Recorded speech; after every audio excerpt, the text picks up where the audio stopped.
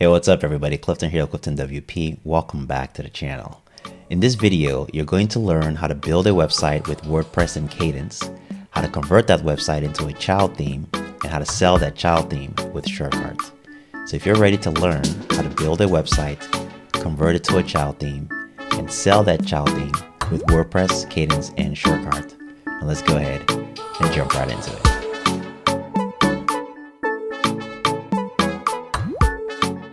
Okay, so let's go ahead and take a look at the website that we're going to be building and converting into a child theme and then selling it with SureCart. We're going to be building a personal services website or a small business website. And in this case, we've built it and configured it for a coach. This could be a life coach, business coach, or a performance coach. But realistically, you could use this layout for any type of small business as it has all the elements that you would want in a small business website. So we have here a full header with navigation and a call to action. And then we have the featured area with a picture of the coach in this instance, and then your unique selling proposition on the left. We have the benefit statements section here relating to the ideal customer. And then we have our services, testimonials, about the coach or about the business. There's an asset download section and then how to get started section, and then it rounds out with a complete footer. We also have the internal pages built as well. So we have a coaching page, which showcases the coaching services or what could be the business services. And then there's an online programs page, which is just showing a few products for sale in this case. And this could be linked up to SureCart and sold as products. And then we also have the about page showing about the business coach in this instance. And then the final page is the book a consultation page or the contact page. And here's where people can book a consultation. And it just has simple intro text and a very simple form. Okay. All right. So what we're going to do next, we're going to go ahead and reset everything. And we're going to build this entire website from scratch. Okay, so if you're going to build a website that you're going to convert into a theme and then sell online, you'll want to make sure that that website is built on an excellent hosting platform. And that brings us to the sponsor for our video today, which is Cloudways. Cloudways is a managed web hosting service that gives you access to high performance servers such as Vultr, DigitalOcean, Google Cloud, and AWS. And what they've done is they've made it very easy for people who are not technically inclined to be able to have access to high performance servers, which are usually more complex to configure. But you don't need to be a server expert to work with these servers anymore, because through Cloudways, you can go ahead and set up a high performance server in a matter of minutes. Now, I like to use Cloudways for these types of projects because I want my websites to load quickly. I want to have a dedicated cloud environment, so I'm not on shared hosting. And I can also count on the fact that I have excellent support and excellent security for my cloud hosting environment. The other thing I like about Cloudways is that I'm only paying for the resources that I'm using. So this makes it very, very affordable for me to be able to have as many websites as I need on my server or servers. To get started with Cloudways is very easy. Just go ahead and click on Start Free. You get a 3-day free trial with no credit card needed. A link is available for you in the description below to go ahead and set up your Cloudways account. I'm already logged into my Cloudways account. So from here, you just go to Flexible, click on My Servers. It'll take me to my server that I've already created, where I already have a few WordPress installations installed. To install a new WordPress installation, just go ahead and click on Applications. And from here, we're going to click on Add Application. And we're going to select our server from the dropdown. Click on Add Application. And then from here, we're going to select that we want an optimized WordPress installation. We'll give our application a name. We'll call this the Coach Child Theme. And then we'll go ahead and select the hybrid stack. Click on Add Application. I'm going to go ahead and skip the offer for additional plugins. I just want a clean installation. And then it's going to go ahead and take approximately 2 minutes to go ahead and install the WordPress application for me on my server. Okay, so now we can see that the WordPress install has completed. So if I go to Applications now, I will see that install right over here. If you click on it, it will take you to all the details for your WordPress install. So the access details shows you the WordPress URL. Here's your login URL, username, and your password. So I'm going to go ahead and copy the password.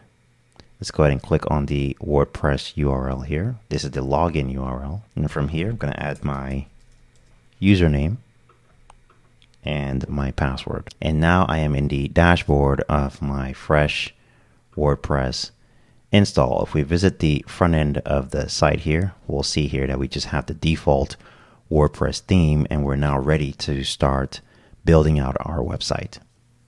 The next step is for us to go ahead and install the Kadence theme and then install the Kadence blocks plugin, which will allow us to build out our pages for our website.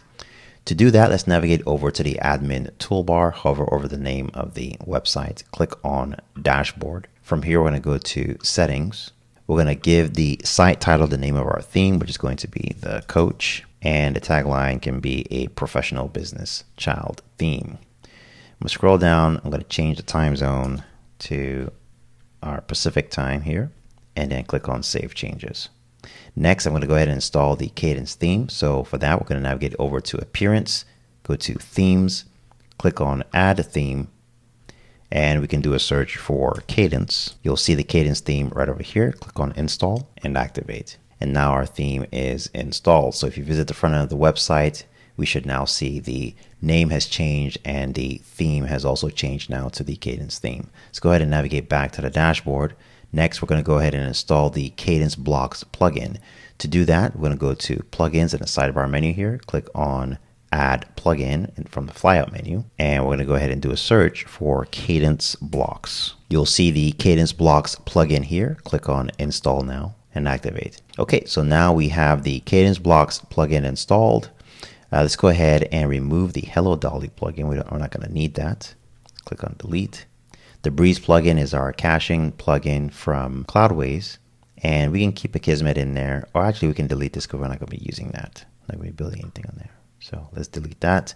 So all we have here now is our Breeze for our caching, our Object Cache Pro so that our site loads quickly. So this is that performance that I was talking about when you first install using Cloudways. And then we have the Kadence blocks plugin. And this is pretty much all we need to go ahead and get started with building out our website. Okay, so the first thing I'm going to do is actually create the pages that are going to be contained within our website. So from here, I'm going to go to Pages, click on Add Page, and the first page I want to add is the home page. So from here, let's go ahead and type the words home. Okay, I'm going to go ahead and set up the page now in Kadence. I'm going to click on the page settings icon, and what I want to do is I want to disable the page title. I want to set this to full width. This is going to be unboxed for the content style. On the content vertical spacing is going to be disabled. Everything else will remain the same. Let's go ahead and publish. Next, I'm going to add the about page by clicking on Add Page. Say About, and we'll go through the same process. Disable the page title, set the page layout to full width, content style is unboxed, and content vertical spacing is disabled. Once you publish, you'll have an option to add a new page or view the page. Just go and click on Add Page, and this page is going to be called Coaching. Back to page settings, disable the page title, full width, content style unboxed, and we're going to disable the content vertical spacing. Click on Publish, then let's add another page. This is going to be our online programs. Page settings, disable the page title, page layout is full width, content style unboxed, content vertical spacing is disabled. The reason I'm doing that is because I'm creating a blank canvas for us to actually build out our page block by block. Okay, let's add the final page. It's going to be the contact page. Page settings, disable the page title, full width, content style unboxed, content vertical spacing is disabled, and publish. Okay, so if I click on the WordPress icon here in the top left corner, I should see all of the pages have now been created. We're not going to need this sample page. Let's go ahead and trash that. So we should have 1, 2, 3, 4, 5 pages, 6 if you count the privacy policy. Excellent. Now that I've created the pages, the other thing that I want to do is I want to go ahead and set the home page to be the main page that you see when you get to the website. So if we visit the front end of the website right now, we always see this blog page setup. We don't want that. We actually want to be able to see the home page. So I want it to be this blank canvas. So to do that, I'm going to go back to the dashboard. we're going to go to settings, and what you want to find here is reading in the flyout menu. From here, we're going to set this to a static page, and the home page is going to be home. Let's go ahead and click on save. And now when we visit the front end of the website, it will always load the home page. Next, let's go ahead and take care of the navigation. I'm going to come over here, go to the name of the website, and from the menu that appears here, we're going to select menus. And then from here, we're going to name this our main navigation. We want to set this to be the primary navigation and potentially the footer navigation. Let's go ahead and click on create new. Excuse me, actually we want this to be the mobile navigation. Save. Okay. And then click on view all so you can see all of the pages in order. And we want the home page, we want the about page, the coaching page, and the online programs page. Actually, we don't want the home page. We're actually going to leave this out intentionally so that you can click the logo or the title of the website to get to the home page. And then click on add to menu. And then I'm going to reorganize this. So I want the services to be first and prominent. And then I want the online programs. And then the about page will be last. Okay. Let's click on save. And now when we view this on the front end, we now see we have 3 menu items, and the coach page automatically takes us back to the home page. So now we've set up the basics for our website. We can now go ahead and proceed to the design part of the website building. Okay, so now that we've created our pages and set up our navigation, the next thing that we need to do is go ahead and set up the theme. We're going to need to set up 3 things. We want to set up the fonts for the theme. We want to set up our colors, and we want to set up our typography. Okay, so to do that, we're going to navigate over to the customizer here in the admin toolbar. Go ahead and click on customize. It's going to open up the customizer and the settings for the Kadence theme for you. The first option here is going to be colors and fonts. Let's go ahead and click on that. And then from here, we're going to set up our color palette for the website. Now we want a pretty minimalist color palette for this particular site. So we're really going with just black and white as the main theme. So from here, I'm going to go to colors, and I can see my global palette over here. So we have our accents, which are related to our buttons and links. The first one is going to be your first accent color. Second one is the hover. And then this third one here is the complement color. And this color is impacted mainly by the accent color. So what Kadence has done here is they've created a very dynamic way for you to have good matching colors with your accent colors. Okay, so to explain what I mean, if I click on the accent color and I change this color to, say, let's change it to green. Notice how the accent color changes. If I change it to blue, it gives me another accent color. If I make it red, it gives me a complementary color, depending on which colors I use. And to understand how this works, essentially what it's doing is it's just using color theory to choose the best complementary color for that accent color. Okay, you can of course unlink this and choose any color that you want, but I think this is a pretty excellent way for you to make sure that you have a pleasant color palette. Now, in our case, this is going to be very easy for us. We're going to start with the accent color. We're going to go ahead and click on the accent color here, and we want this to be a dark color. The color that I'm going to be using is a little off black. So this is going to be 050505. Okay, it's going to give me a black color. Notice that my accent color is also pretty dark as well, exactly the way that I want it. Okay, the hover color, or the accent alternative color here, is going to be a little lighter. So I want this to be 464646. Okay, so give me a nice little gray here for the hover color. Okay, and now we're done with our accent color setup. Over here, these are going to be the contrast color. Now, this is typically related to your text. Okay, so if you hover over this, you can see it here. This is going to be your strongest text, like your titles, your H1 tags, then your strong text, then the medium text, and then your subtle text. Okay, so I want my strong text to be pretty dark, and I think I'm very happy with this color here. It's kind of a little bit off metallic blue. That is fine. And I'm also happy with this one as well. And then the medium text, I think I want this to be a little bit more in the gray zone. So I'm just going to move this over slightly so that's more in the gray zone. And then my subtle text, I'm going to do the same thing. I'm just going to move that over slightly to the gray zone here. Okay, so it now flows very well with my accents. Then the base colors typically have to do with your backgrounds. So these are the backgrounds for your pages and boxes and blog posts and so on. So we have a white color here. We have a lighter background, which is kind of bluish, and we have a subtle background, which is a little bit darker of the light blue, right? So I still want this to be sort of in the realm of my black and gray scheme. So the way I do this is I'm going to select the subtle background, and I'm going to give this a very light dark gray. So we're going to go with F4, F4, F4. So give this a nice little gray here. And then this lighter background is going to be a lighter version of that. So I'm going to go about 5 points higher.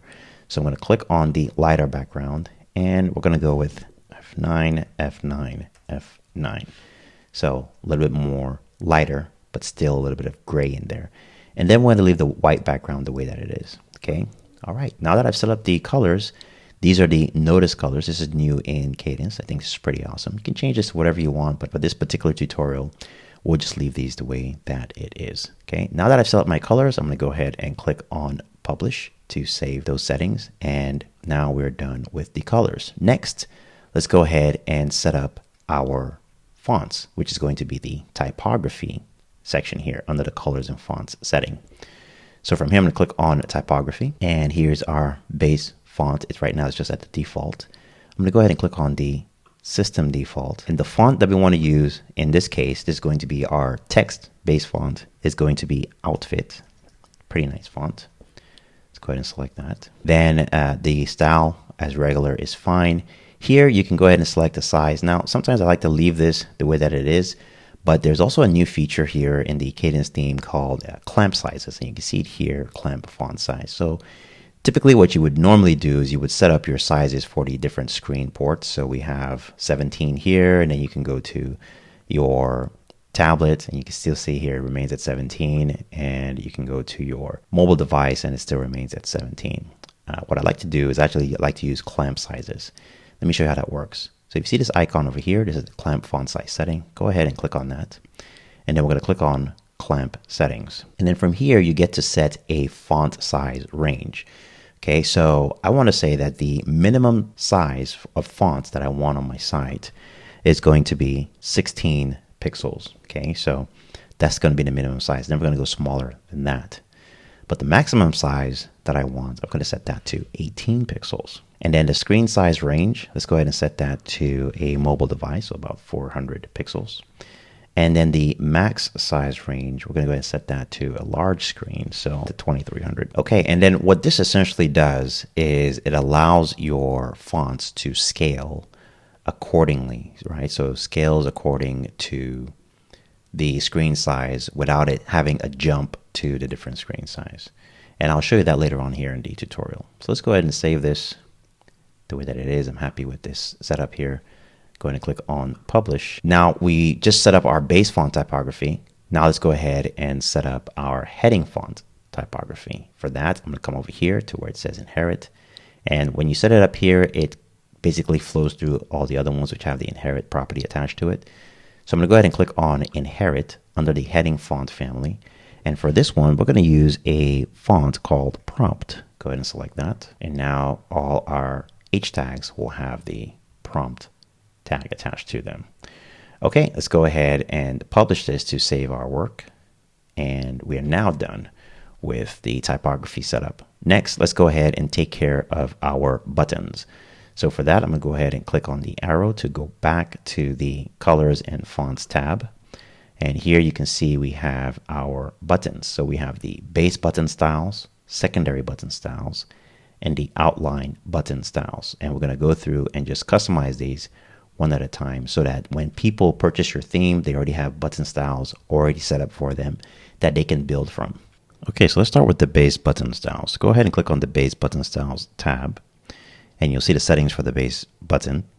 And then from here, we want the button to be a black button with white text. So we have the text colors here, and you can see it's already adopting the white text here for the initial color and also for the hover color. This is fine. And then the background colors are our highlight colors, which is the deep black color and then the light gray color on hover. So this is also okay. We don't need any border colors for this one, and we don't need a border here. And the border radius by default, I believe, is 3 pixels already. So this already looks fine. The only thing that I want to change is I want to change the font and the padding. Okay, so the font here, I'm going to go ahead and click on the select style of the font. I'm going to select the size tab, and I want to reduce this to 14 pixels, but I want it to transform to all uppercase. So I'm going to click on the all uppercase icon here. And that's going to give me a little bit larger looking font, but stay contained within the button in case we have a lot of words in our button, which we will. The book consultation is a pretty long phrase. So I'm going to go ahead and select that I want it to be all caps, but I want the font size to be 14 pixels. Next, I want to also set up the padding. I want a pretty slim button. So I'm going to go ahead and click on the padding settings here.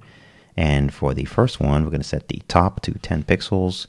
We're going to set the right side to 24 pixels, and then the bottom to 10 pixels, and the left side to 24 pixels. All right, that looks pretty good. Next, I'm going to go ahead and click and go back. Now that I'm done with the base button styles, I'm going to go back to our colors and fonts, and then we're going to select the secondary button. So this is going to be a secondary button style that we can utilize in our theme. I'm going to go ahead and click on that. And for this one, I actually want a secondary button that looks like an outline.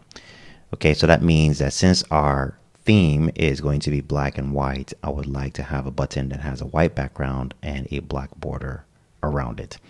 So to do that, we start with the text colors. So the initial color is going to be a dark color or black, the way we have it right now. And then the hover color is going to be white. So when you hover over the secondary button, I want the background to be black, but I want the text to be white. So this is already set up perfectly for us to get that. So all we need to do here on the background colors is go ahead and invert what we have here. So that means that the background is going to be white. So I'm going to click on the color selector here, and I'm going to select my white color from my color palette. And then the background is going to switch to a black color. So from here, I'm going to go ahead and select my strongest text color. Okay. All right. And we now have it inverted so that when you hover over the secondary button, it's going to look like an outline, but the colors are going to switch, having the inverse of the text colors and the background colors. Now for the border colors, these are going to remain the same. So I'm going to go ahead and click on the initial color. I'm going to set that to our highlight color, black. And then I'm also going to set the hover to have the same color because I don't want the border to go away. I want that to stay in place. And now we just need to add a border. So I'm going to click on the X over here. I'm going to select that I want a solid border and I want it to be 1 pixel in width. Okay, border radius we're going to leave alone. Now for the font, we're going to do the same thing that we did for the base button style. So I'm going to click on the inherit here, click on size, set this to 14 pixels. And then I'm going to transform this to all uppercase. And then for the padding, same thing, 10 on top, 24 on the right, 10 pixels on the bottom, 24 on the left. Okay. And finally, we have our outline button. So if I go back here, we're going to see our outline button. Now you can choose to set this up if you want to. I typically like to leave this the way that it is because I'm not really going to be using this, but because we're going to be selling this theme, it would be nice to have an outline already set up. Okay. So to do the outline, very simple. Just go ahead and select your text color, which is going to be our dark color. Okay. The hover is going to be a little bit lighter. Okay. Then you have border colors. We're simply just going to mirror what we just selected. Select the accent color and select the alt accent color here. Okay. And then we're going to give it a border of 1 pixel, solid. And then we're going to set up the font styles here. So let's go ahead and click on inherit, go to size, 14 pixels, set the transform to uppercase. And then we'll give it the same padding, 10 pixels on top, 24 pixels on the right, 10 pixels on the bottom, 24 pixels on the left. Okay. And now we are done setting up our button styles. Go ahead and click on publish. Okay. And we can go ahead and exit the customizer. And now we're ready to actually start building the components of our website. So let's go ahead and get started with the header. We're going to create a very simple header. We're going to use the site title here on the left as our logo, and then we're going to move our navigation to the middle of the header, and then we're going to add a call to action button that says book a consultation here on the right. To go ahead and customize our header, let's go ahead and navigate to the admin toolbar, click on customize to open up the customizer. From here, we're going to select the header tab here in the Kadence settings, and that's going to bring us to the header builder. On the left hand side, you'll see some available widgets that we can drag and drop into our header. There's also an option for a transparent header and a sticky header, and also you can enable the block header from the Kadence blocks options.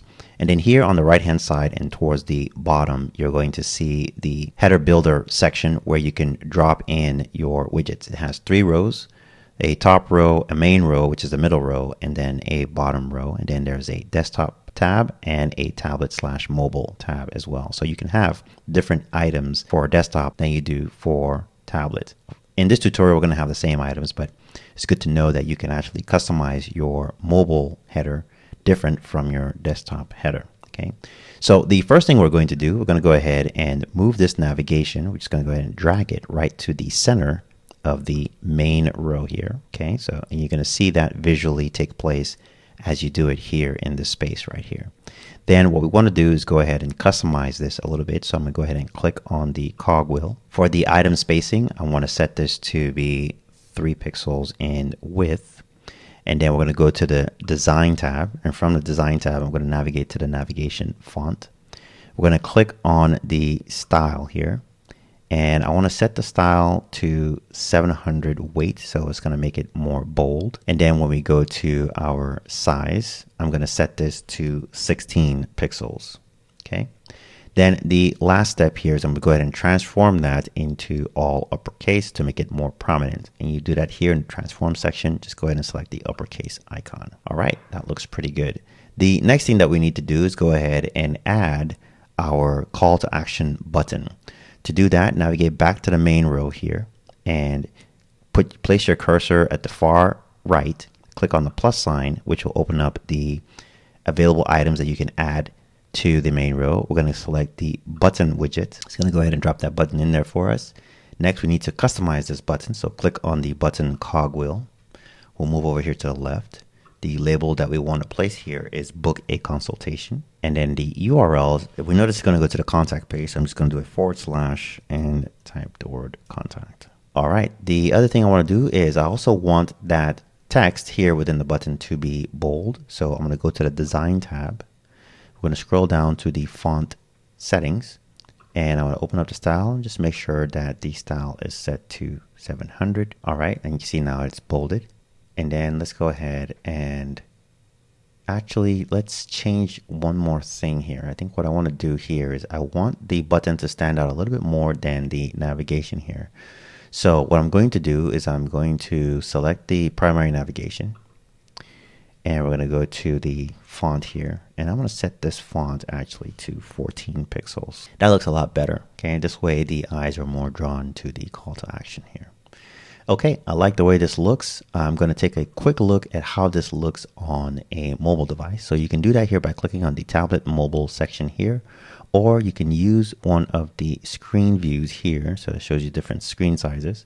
And let's click on the cell phone view, or you can click on the tablet mobile tab as well. And you're going to see what it looks like on a cell phone. Okay, if we click on the toggle here, we can see our navigation. So that shows up pretty nicely. Let's go ahead and close that. Now, one thing we can do, let's click on the toggle again, is we can go ahead and add our call to action here right below the menu. So why don't we go ahead and do that? So here at the bottom with the header builder on the left-hand side, you'll see the off canvas section here. Okay, that controls this fly out off canvas menu. We're going to go ahead and click on the plus sign here, and let's go ahead and select the button. When you select the button, it's going to go ahead and place a button here for us. So all we need to do is click on the cogwheel to customize this button further. One thing we want to make sure is that we have a label that says book a consultation, and then the URL can say / contact. So we make sure that when people click on that, it takes them to the contact page or the book a consultation page. Okay. Now, if we open this up in the toggle here, we'll see that the button is there, but it's blending into the background here.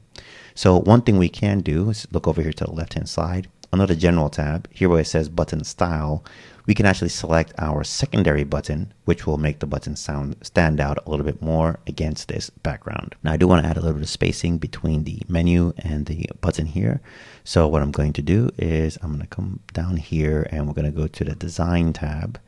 And then here under the Design tab where we have the margin, I'm just going to set a 20 pixel margin to give it a little bit more space, a little more breathing room. And I'm pretty happy with the way that looks. Okay, so now I can go ahead and publish our changes and exit the customizer. And if I were to check this out in the Chrome Developer Tool by right-clicking in the area here and then clicking on Inspect in the menu that appears, we can see our header is nice on large screens. And if we bring this down to a mobile device, we can see that it looks good on our smaller screens or 400 pixels or less. And if we click on the toggle here, we can see our call to action and our mobile menu is in place. All right, so that looks great. So the next step now is to go ahead and create our footer. To build out the footer, we're going to go ahead and navigate back to the customizer. So let's go to the admin toolbar here. Click on Customize, open up the customizer. Once the customizer is open, we're going to click on the Footer tab, and that'll bring us to the footer builder. On the left-hand side, you'll have the available items that you can drag and drop into the builder here on the bottom right for your footer. And that's going to build out the footer here right at the bottom of the website. Similar to the header builder, there are 3 rows where you can place these items. You have a top row, a middle row, and a bottom row. The bottom row already contains the copyright widget. So we want to add some additional widgets to this middle row here. So over here, we have 6 widgets that are available to us. These widgets allow you to place content inside of the widget section in the admin of WordPress. When you place that content into those widgets or those widget areas, they will appear anywhere you have a widget item. Okay, so let's go ahead and drag over the widget 1 into the first column for the middle row. We'll drag over widget 2 into the second column. And then we'll drag over widget 3 into the third column. Those are all the widgets that we'll need for our footer. Also, let's go ahead and configure the bottom row here that contains our copyright widget. So the first thing I want to do is I would like for this to be a 2-column row instead of a 1-column row. To make that change here at the bottom row, just go ahead and click on the cogwheel for the settings. And then here on the left-hand side, you're going to see the columns and the amount of columns you can have in that single row. You can have up to 5 columns. In this case, we want 2 columns. All right, so now we have a second column that's been added here to the bottom row. We have our copyright widget in the first column, and in the second column, I would like to have our social media links. So let's go ahead and click on the plus sign in that second column and then select the social media widget. And it's going to go ahead and place that here inside of the second column for us. Now all we need to do is just apply a few design changes to make sure that everything lines up correctly. And then we're ready to go ahead and add our content to our widget items. So I'm going to go ahead and click on the social media widget icon here. That's going to open up the settings for the social media widget here on the left-hand side. I can see here we have Facebook, we have X, and we have Instagram. And if you'd like to have more social icons, you can go ahead and click on Add Social. And let's say you would like to have maybe YouTube. Just go ahead and select YouTube, and that'll add the additional icon there for us. Okay. The other thing that I want to do is I want to go ahead and align this correctly. So let's align everything to the right by selecting the right alignment button here, and then I want to make sure that it is vertically aligned to the center so that it matches up with our copyright text. Okay. The other thing that I want to do is I also want to reduce the size of it. I think it's a little bit large, so I'm going to go over here to the Design tab for the footer widget, for the social media widget here. And here where it says icon size, I'm going to go ahead and reduce this to 0.7. Okay, it's going to make it a little bit smaller right there. Okay. All right. And then the copyright text, let's go ahead and customize this as well. It says WordPress theme by Kadence, which is true, but we're building a custom theme now. So it should say theme by Clifton WP or whatever your name or name of your business is. So I'm going to go ahead and click on the cogwheel for the copyright. And in here is where you can make that change. So over here where it says theme credit, I'm going to go ahead and highlight that. And I'm just going to type by Clifton WP.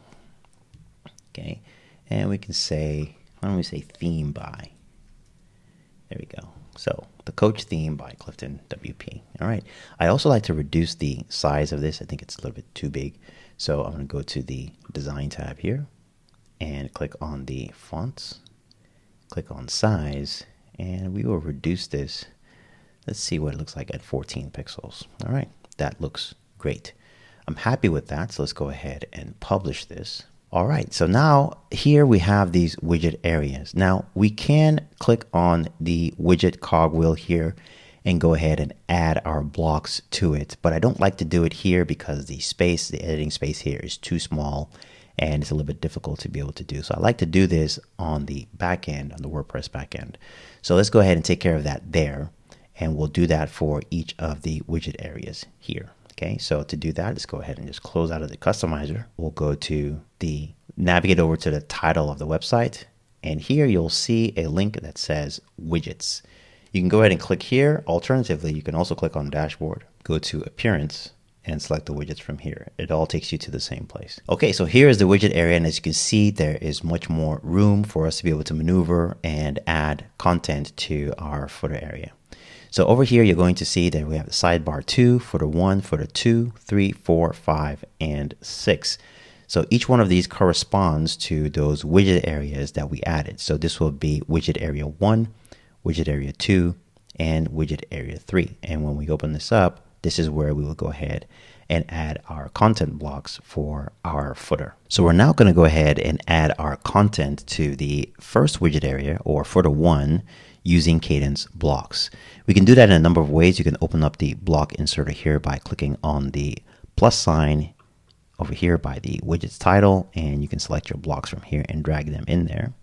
The other option is you can also click on the plus sign here and then add blocks from the short menu that appears, or do a search for your blocks. So in this case, I'm going to be using the plus sign here, and the first thing I want to add is I want to add a heading. So this first widget area is going to contain contact information for our coach or for our site. So I'm going to go ahead and add a text block from Kadence. I'm going to type the word text here in the search, and you'll see this text block here. This is from Kadence blocks. Let's go ahead and select that, and we're going to label this contact. Okay.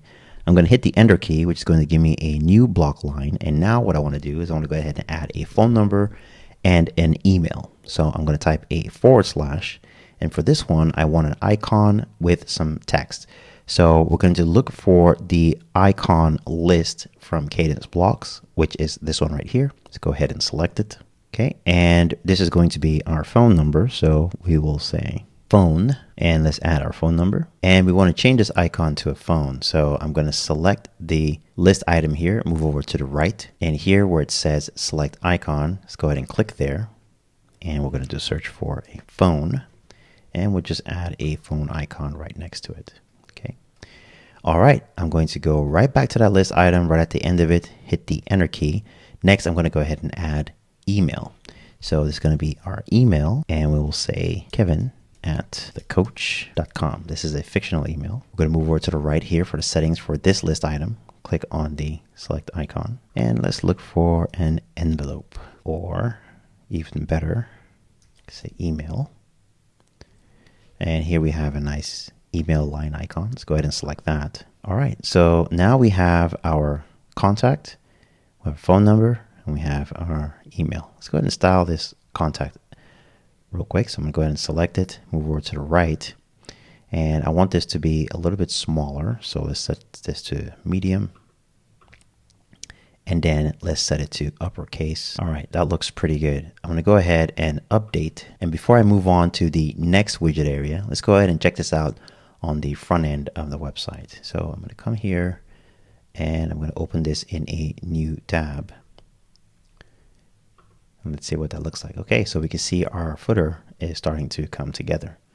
Next, let's go ahead and add the other items to the footer widget area. Okay, let's go back to our widgets again. I'm going to scroll down here. Next, we're going to work on footer 2. I'm going to open this up, click on the plus sign, add a text block, and this is going to have a title called Ideal for. Let's go ahead and configure this now. I'm going to set it to medium size. We're going to change the case here to uppercase by clicking on the uppercase icon. And then I'm going to hit the enter key, type a /, look for the icon list by typing icon, select the icon list from Kadence blocks.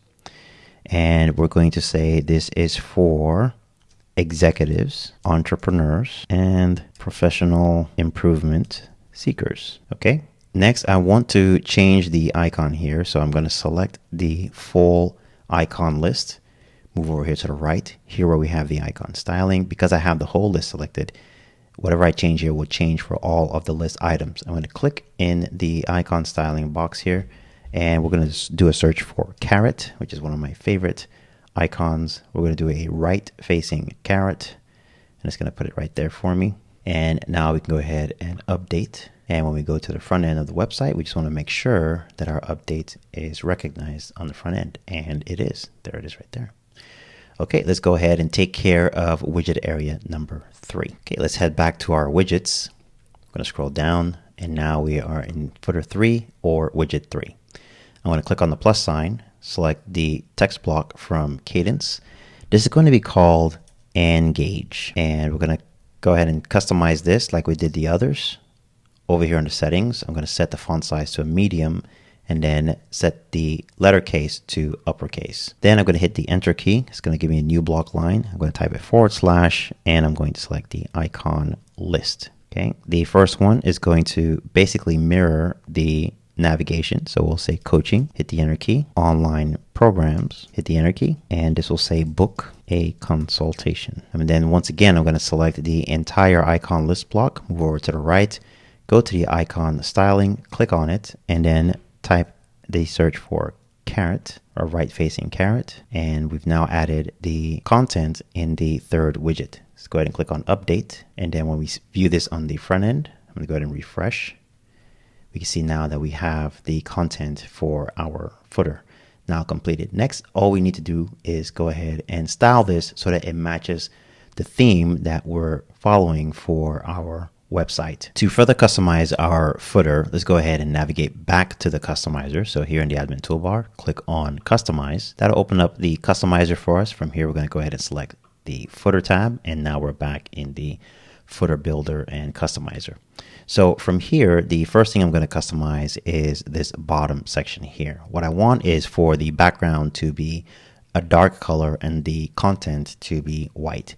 So I'm going to select the bottom row cogwheel, and then we're going to go to the design tab.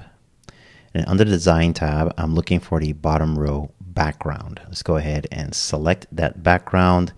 And for this, we're going to go ahead and add our highlight color. It's going to give it a really nice dark color there. Okay. Now we need to be able to see our text. So in order for us to do that, first we're going to set our widget content to be light colors. So I'm going to click here where it says widget content. We're going to set that to the subtle light color. And then link colors, we're going to go ahead and set this to the darker color for the initial, and for the hover, we're going to make that pure white. Okay. All right. So now we can see that our link colors, our widget content is affecting our social media icon. So we'll go ahead and make those changes right now as well. But before we do that, I also want to add a border at the top here so that there's a separation between the fat footer area and the copyright area. So here where it says border, you can see we have a top border and a bottom border. I'm interested in this top border. Let's go ahead and click on the X. We're going to want a solid border. I'm going to click on the color selector, and for this one I'm going to use a custom color, just something subtle. We're going to say 171717. Okay, it's a nice dark color there. All right, that looks great. Next, let's go ahead and take care of our social media icons here. So I'm going to go ahead and click on the cogwheel for the social media icons. And then from here, I'm going to go to the design tab. And under the design tab, we're going to scroll down, and for our background colors, we're going to go ahead and select the background color, and I'm going to go ahead and change the alpha here to 0. That's going to remove that background, and now all we see are the icons for our social media. Then the other thing that I want to do is I want there to be some kind of change when you hover over these. Here, I want it to at least show some sign that you are highlighting the social media. Okay, so to do that, we're going to go back to the background color here. I'm going to go ahead and click on the hover color, and we're going to set this to our alt accent color. So now if I hover over any of the social media icons, I can tell that I have hovered over it, okay, because it now has a hover action happening behind it. Okay, all right, I'm happy with the way that looks. Next, let's go ahead and customize the footer area above the copyright area. To do that, we're going to click on the cogwheel in the middle row. Once you click on the cogwheel in the middle row, we need to make a few changes here. So for the top spacing, I'm going to set this to 90 pixels. Then I'm going to go to the design tab, and under the design tab, I'm going to make a few changes here. One, I want all my widget titles to be a subtle color white. Widget content will also be a subtle color of white. Okay, and then our link colors are going to follow the same scheme, a little bit darker, and then pure white on hover. I'm going to scroll down here. The link style, I want this to have no underline. And then for the background, we'll go ahead and select the middle background here. And we're going to set this to our accent color. The next thing that we need to do is we need to take care of these titles, which are H2 tags that we have selected with Kadence blocks, but we'll take care of that in the admin for WordPress. Okay, now I'm not seeing my subtle border here to create some separation between the copyright area and the footer links area. So to be able to fix that, let's go ahead and select the bottom row cogwheel again, go back to design.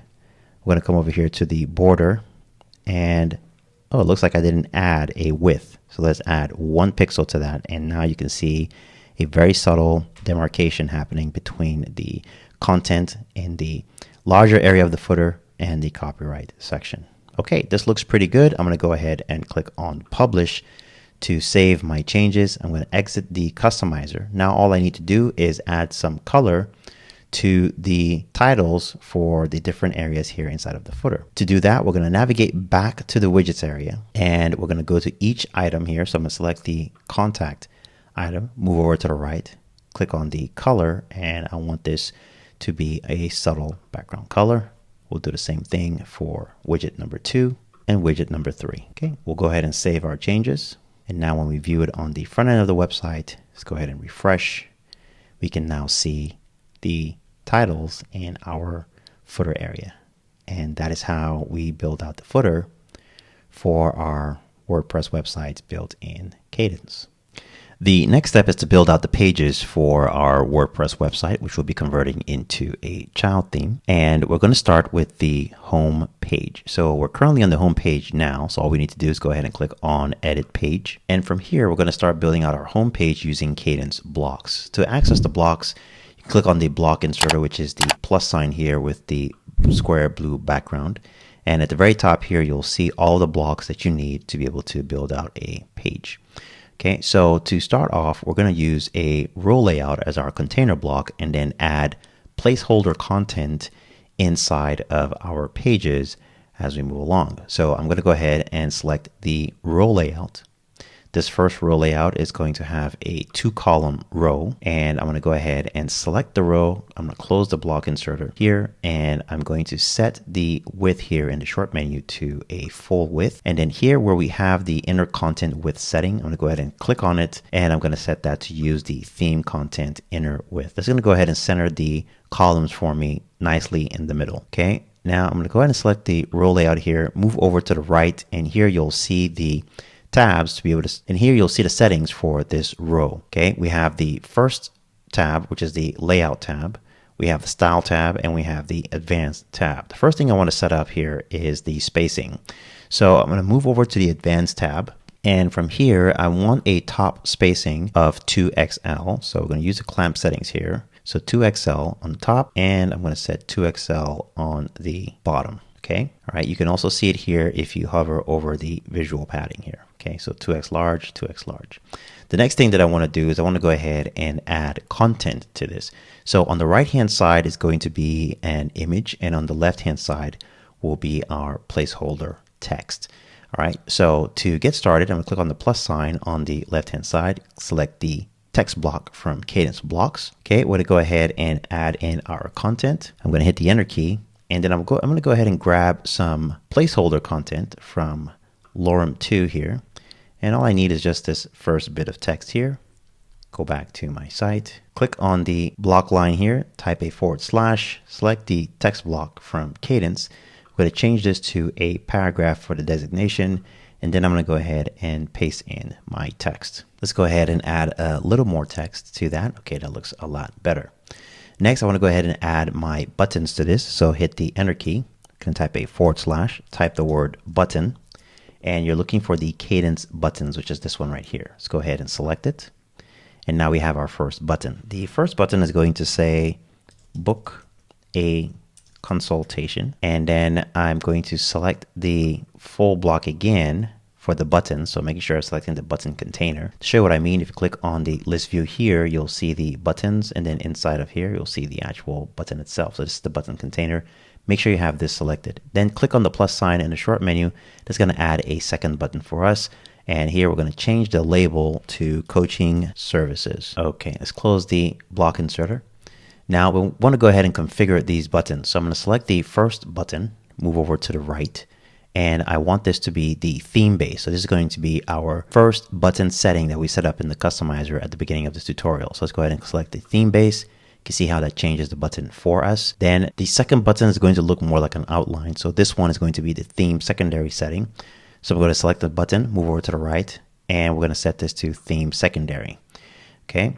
All right. That looks pretty good. Then the other thing that I want to do is I want each button to actually fill up the space. So I want this to have full button width. So I'm going to come down here and select full on the button width for this single button. And then I'm going to do the same thing for the book consultation. So select the button, move over to the right for the settings, click on full. And now we have equal size buttons here, and it looks pretty good in this area. The other thing that I also want to configure is the unique selling proposition here, or the aspirational statement, or whatever the engaging title that you have for your site will be. In this case, it's become the most powerful version of yourself. So I'm going to go ahead and select it. Okay, the first thing I want to do is I want this to be an H1 tag. It's going to make it a little bit bigger for me.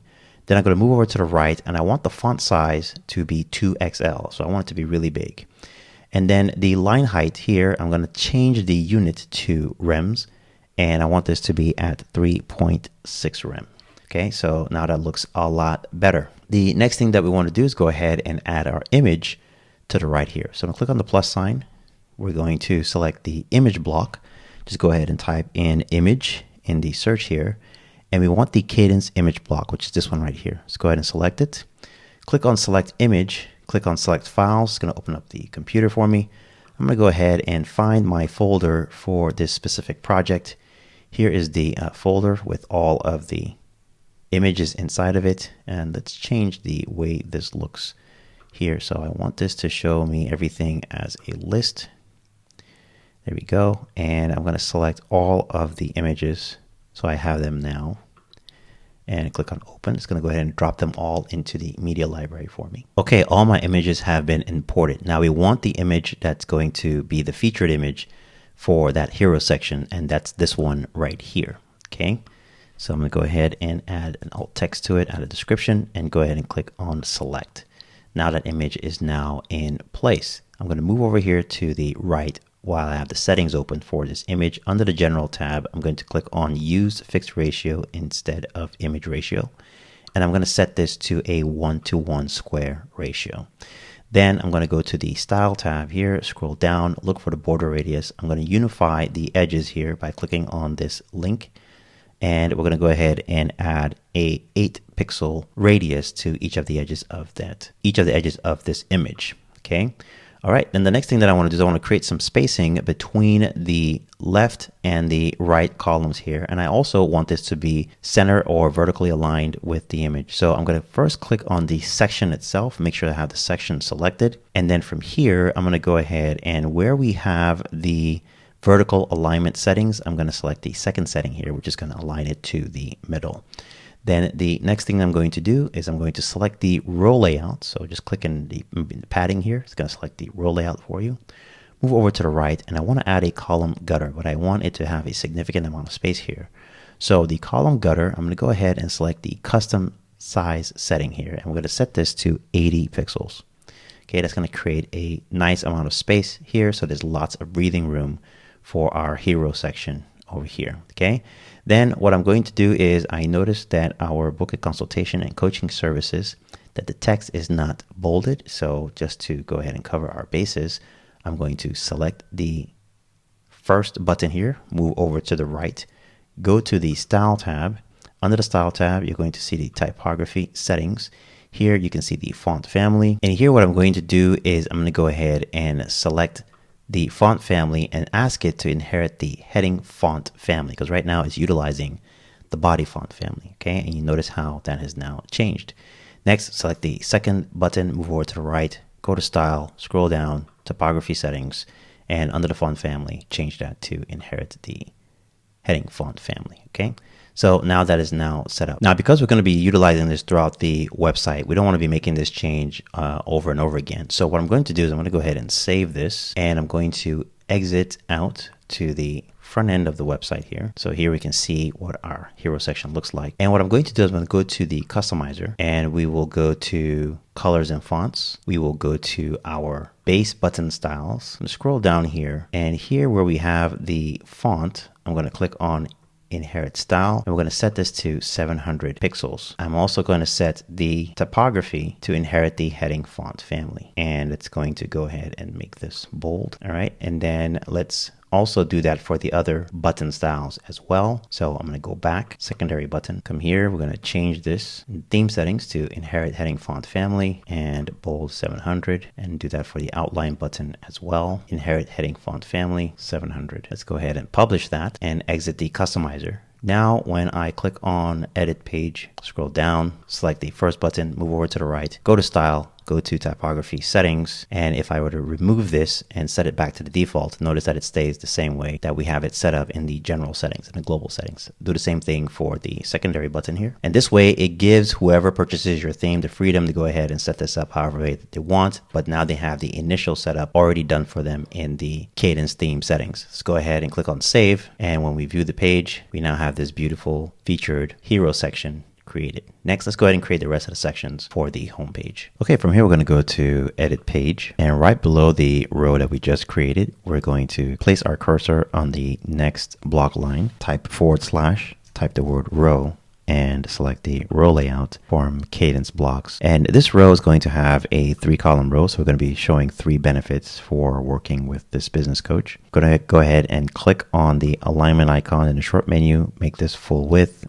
and then click on the inner content width and set that to use the inner content width of the theme. The next thing I'm going to do is going to move over here to the right to the settings for the row, go to the style tab, and for the background color, we're going to go ahead and apply a subtle background there. Okay. Next, I'm going to click on the plus sign in the first column. We're going to add a text block from Kadence blocks, and we're going to add some benefit text here. So let's just say unlock unlimited power. So this is our benefit statement. I'm going to move over to the right, go to the icon settings for the settings for this text block, open up the icon settings, and we're just going to find a decent icon for this. So we'll say circle, and I want a solid circle within the circle inside. So like this one. And I'm going to go ahead and set this to be at the start. So this is the vertical alignment for it. So I'm set it to the start, and then I'm going to reduce the size of the text here. So if you scroll up, you're going to see the typography settings here, and we're going to set this to medium. And then I also want to set the letter case to be capitalized. So go ahead and select the icon for the capitalization. And next, I need a little bit of spacing between the icon and the text. So I'm going to go back to my icon settings here, and we're looking for the padding to the right. And we're just going to increase this by XXS, so extra small. I'm seeing that the vertical alignment is a little bit off now that we've changed the styling for the text. So let's go ahead and just change the vertical alignment back to center. All right, that looks great. Okay, so now that we have our text, I'm going to go ahead and copy this block. So click on the vertical ellipsis in the short menu here and select copy from the menu items that appear. Click the plus sign in the second column. We'll add a paragraph block and then just press Command V to go ahead and paste the text there again. Let's repeat that for the third column. There we go. And then all we need to do now is just change these benefits so they say different things. Okay, that looks pretty good. And the other thing that I want to do is I would like to add some spacing here between the sections. Okay, so I'm going to select this row here, open this up in list view. Just open up the row. I'm going to select this middle section here, and I'm going to move over to the right, go to style, and then we're going to look for border styles. Then we're going to unlink the sides here for the border, and then I'm going to place a 1 pixel border on the left and a 1 pixel border on the right. Then I'm going to select the color for the left, and we're going to make that color the subtle text color here. And then we'll do the same thing for the right. Okay. So now if we look at the section, we will see the border lines within that section. Now all we need to do is make sure that the text is aligned correctly. Now that we've added the borders, let's go ahead and center just this center text here. Align that to the center. This one is already aligned to the left, which is fine. And then this one should be aligned all the way to the right. That's going to give this section a nice bit of balance here. So if I close this out, save the work, and we view it on the front end, you see we have some nice alignment here. Everything here is in the center, and it looks pretty good. Now we need to just make sure that this looks good on mobile. I'm going to go ahead and click on Edit Page. I'm going to select the row, and we'll look at it on a tablet device so we can see over here how this is looking. Okay, so we have some work to do. Let's go ahead and select the row above. I'm going to go ahead and collapse those columns. Okay, so this looks pretty good. And then I'm going to do the same thing for this row as well. Let's go ahead and collapse those columns. And now that the columns are collapsed, we definitely want this to be more centered. So I'm going to go ahead and select the first one. Make sure that you're looking at the icon for the screen size here and make sure that it's on the right one. And I can go ahead now and change this alignment under the General tab to the center. And I can do the same thing for this one as well. Just select the final text here, go to the General tab, make sure you have the screen size selected correctly, and then go ahead and align that to the center.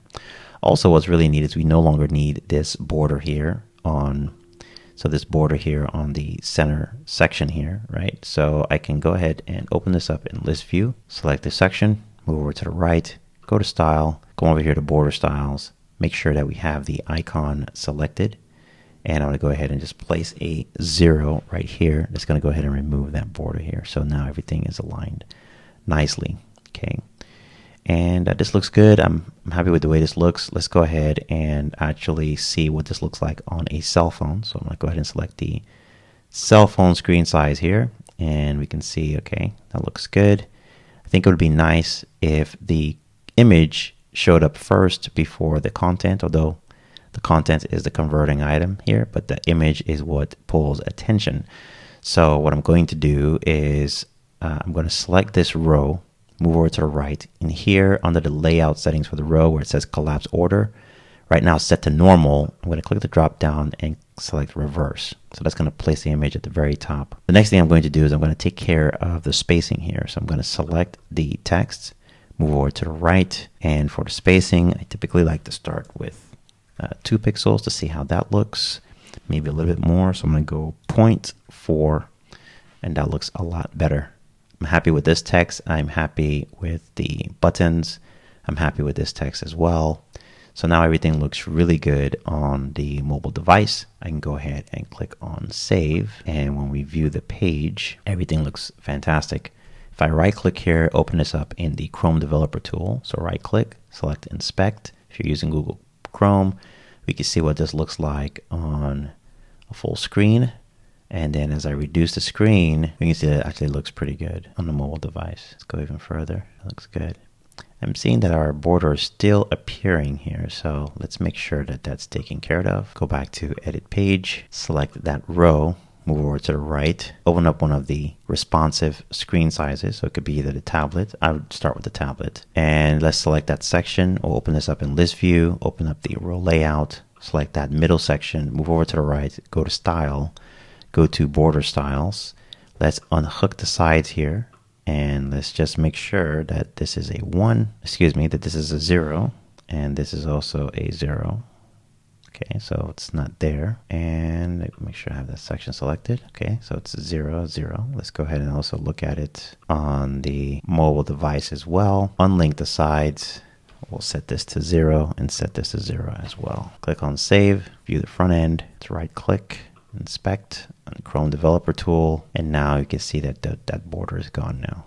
Okay, so this looks really good. Looks awesome. Okay, so let's close out of this and build out the next section in our home page. From here, I'm going to go ahead and navigate to Edit Page. Once I'm in a page editing interface, I'm going to go ahead and click on the block line, type a / and add a cadence row by typing the words row and then selecting the row layout from the menu that it pops up. I'm going to go ahead and set this to be a full width row, and we're going to say that we want a 1-column row in this case. I'm going to use the visual padding and go ahead and drag this out to be 3x large. And then the 3x large on the bottom as well for padding. And then here in the short menu, I'm going to select the inner content width option, and I'm going to toggle that on to use the inner content width of the theme. Next, let's go ahead and add some blocks to this. So we need a title here. So I'm going to click on the plus sign, add a text block from Kadence, and let's just put a phrase here like that. We'll go ahead and center this, and then I'm going to move over to the right here where we have the settings. I'm going to set the font size to be extra large. The line height can be 2.8 rems. Okay, so it keeps it pretty close together there. And then the text block in Kadence actually has the option for you to set the width. So I'm going to go ahead and click on the General tab. And here we have the max width. Let's see what this looks like at 765. Now let's just put a description below it. So I'm going to click at the end of the sentence here, hit the enter key, do a /, type the words text, select the text block from Kadence. Let's go ahead and center this right away. I'm going to change the designation to a paragraph. And let's put some text here that says something encouraging. So let's say, get the guidance you need for a breakthrough. Okay, awesome. So we have our title, we have a description. Next, let's just go ahead and add a section below this. So in this section, I want to have a bento box image set up on the left, and I'm going to have some placeholder content on the right. Let's go ahead and create that right now. So I'm going to click the enter key. It's going to give me a new block line. I'm going to type a / and I'm going to add a new row layout within this section. I'm going to type the words row, click on row layout, and this row is going to have 2 columns. So on the left, we're going to have our images, and on the right, we're going to go ahead and have our content. Okay, so let's go ahead and let's start with the images first with the bento box. So for this one, I'm going to place an image on top, and then we're going to have 2 images at the bottom. Let me show you how we're going to create that. So I'm going to click on the plus sign, and I'm going to either type the word image in here or select the image block from Kadence. Click on select an image. And the image we're going to use in this case is this one where we have 2 people standing very confidently. Okay, let's go ahead and select that. All right, looks pretty good. And then what I want to do is I want to configure this a little bit. So I'm going to click on it, move over to the right where we have the settings for the image. I'm going to say use the fixed ratio instead of the image ratio. And we're going to change this to a 16:9 landscape. Okay, so it's a little bit more wide and narrow in terms of height. Okay, all right, I like that. Then I'm also going to go to the style tab for this image, and we're going to set the border radius to 8 pixels. So first I always like to unify the corners and then add the 8 pixels in place. Okay. All right, this looks pretty good. Next, what I want to do is I want to add 2 more images. So let's go ahead and select the image, click on the vertical ellipsis, click on add after. It's going to give us a new block line. I'm going to type a /, and this time I'm going to add a row block. Row layout is going to have 2 columns. And then in the first one here, let's go ahead and add an image. So click on the plus sign, select the image block from Kadence, click on select image. And for this one, we want an image of someone experiencing some success. And we'll select this image here. And then let's go ahead and configure this image. So I'm going to click on the image here, move over to the right. We'll say use fixed ratio, and we'll leave it at landscape for 3 as the aspect ratio here. Then under the style tab, I'm going to go ahead and unify the corners for the border radius, and we'll make this 8 pixels as well. Okay. Next, I'm going to go ahead and repeat this in the second column here. Just go ahead and click on the plus sign, select an image, click on select image. We'll pick this one this time. Select and move over to the right here. I'm going to say use fixed ratio of image. And in this case, we're going to go ahead and select the style, border radius, unify the corners, and make this 8 pixels. Okay, so if you're looking at this, you might be saying, oh, well, it's kind of cutting off their heads because of the ratios that we're using. We can easily fix this. Let's select the first one. Move over to the right. Here where you see the image, you see this circle, just go ahead and move that circle up, and that'll bring it down a bit. You can move it all the way up if you want. And now you're looking at the very top of the image. Do the same thing for the other 2. Select the image, and we'll move this up to where we like it so we can see the person. And we'll do the same thing for the lady here. Select the image. And here under the general tab, we'll just move this up a little, even a little bit more. Much better. Okay. All right. Now all we need to do is just take care of the spacing in here. So because we have a row layout comes with a default small padding. Let's go ahead and eliminate that padding. So I'm just going to use the visual padding to eliminate that. And then the other thing that I want to do is I just want to make sure that the spacing here and the spacing here are aligned, and they are. So that looks pretty good. You can also choose to reduce this spacing if you want to, if you want to keep it a much more tighter bento box. So why don't we do that?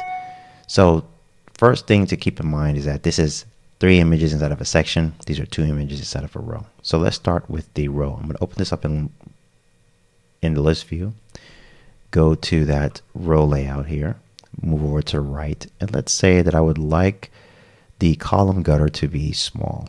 Now over here, the column gap here is pretty close. We just can't see it because of the way Gutenberg works in the preview screen. But if I were to go ahead and save this now, and then we viewed this on the front end, you would see here that the spacing is exactly the same. So we have this nice collage of images. Next, what we need to do is go ahead and add some text, and we'll use some placeholder text here on the right hand side. So we're going to go back to our editing screen here, and this is the section where we're going to add our text. And let's go ahead and add our placeholder text. When I click on the plus sign, I'm going to add a paragraph. Let's go ahead and paste in some text here. So I have a title text, and then some paragraph text, and then a list text. So the next thing we want here is a call to action. So that's going to be our buttons. So instead of creating new buttons, I can actually scroll up here and I can select these buttons, open this up in list view. Select these buttons, click on the vertical ellipsis, click on copy, scroll back down. We'll select the list.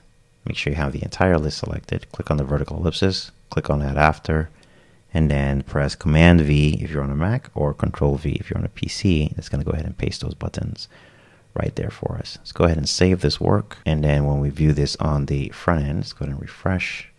We'll see now that we have our text in place. Okay, let's go ahead and take care of this spacing. So we're following the same uniform spacing of 80 pixels in between the sections here. So I'm going to go back, let's close the list view, and make sure we've selected that section, or select the row, move over to the right here where it says column gutter. We're going to go ahead and click on the custom size icon, and we're going to set this to 80 pixels. It's going to give us some nice spacing here. Let's go ahead and click on save. Go back to the front end, refresh the screen, and you can see now this looks a lot better. So our home page is coming together. nicely. So next, let's go ahead and add the next section. So the next section is going to be our services section. So let's go ahead and go back to the editing interface for this page. And from here, we're going to click on the next block line, type a /, type the words row, and we'll click on the row layout from Kadence blocks. For this one, we're going to select a 1-column row. We're going to set the alignment to be full width, and we're going to click on the row visual padding, and we'll extend this to 3x large and extend the bottom to 3x large as well. For the inner content width, just go ahead and click on the inner content width icon in a short menu, and we'll toggle on use the theme content inner width.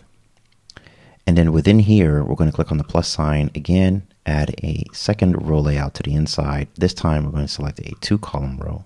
And on the left hand side, we're going to have some content. The right, we won't have anything.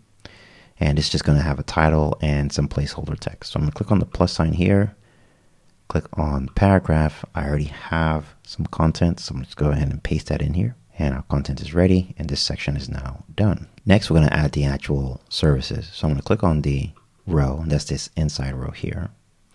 Click on the vertical ellipsis, click on add after, type a /, add a row layout. This time I'm going to have a 3-column row layout to start, but it's going to be a total of 6 services. So let's go ahead and add some additional columns. So I'm going to click on the plus sign here in the short menu. It's going to add another section, and we'll do that 2 more times. Okay, and now we are ready to go ahead and add our services. To add our services, we're going to use a Kadence block called the info box block. So to find it, we'll click on the first column here, click on the plus sign, and we'll do a search for info, and you'll see the info box block here. Let's go ahead and select it. It's going to add an info box block. It has an icon, a title, and a description. So first, let's work on the words here. I'm just going to go ahead and reduce this to 2 lines of description, and let's just say this is a service called Health Mastery. Okay, now I'm going to select the block and move over to the right where I have the settings for the block, and I'm going to go to the Style tab. First thing that I want to do is I want to remove that background, or I'm going to make the background a solid white color. So I'm going to click on the background color selector, and we'll select our white color for that. Next, on the border, I'm going to add a 1-pixel border, and for the color, I want this to just be a dark color.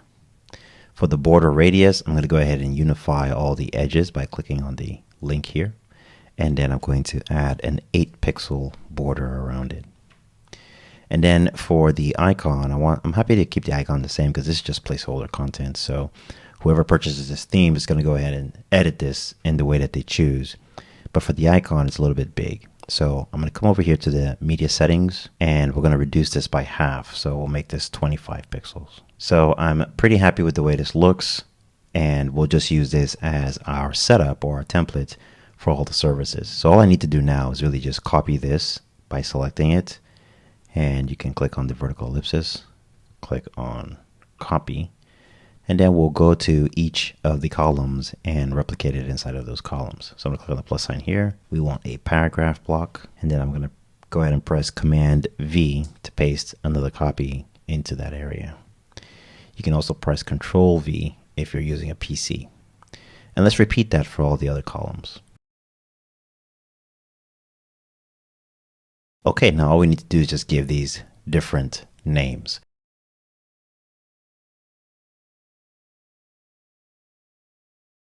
All right, and now we have our services section. Let's make sure that everything looks good on a mobile device.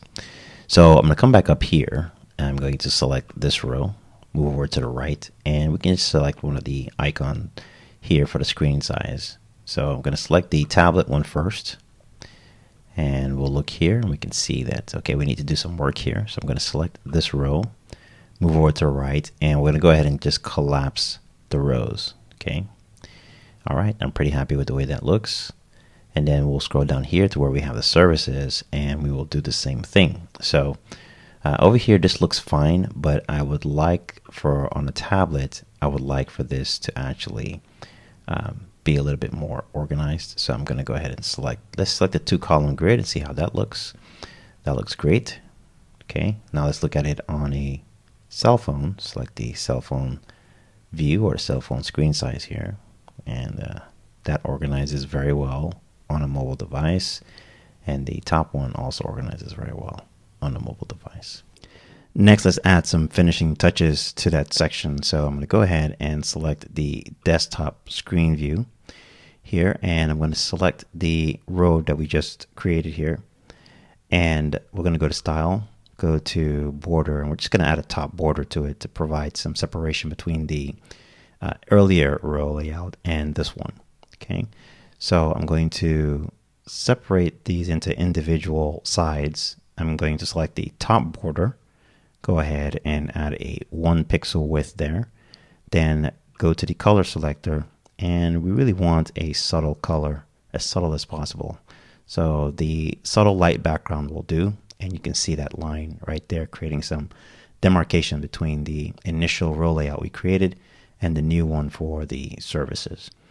Okay, that looks really good. Next, I also want to make sure that there is a call to action here as well. Okay, so I'm going to select the row of the services here, make sure that that row is selected, click on the vertical ellipsis, and then click on add after. That's going to give me a new block line right below it. And then I'm just going to select the buttons that we've already created. So just click on it, and to select the full button container, just go ahead and click on this icon right here. That's going to select the entire button container. Click on the vertical ellipsis. I'm going to click on copy, scroll down to that block line we created, select it, and then press Command V if you're on a Mac or Control V if you're on a PC.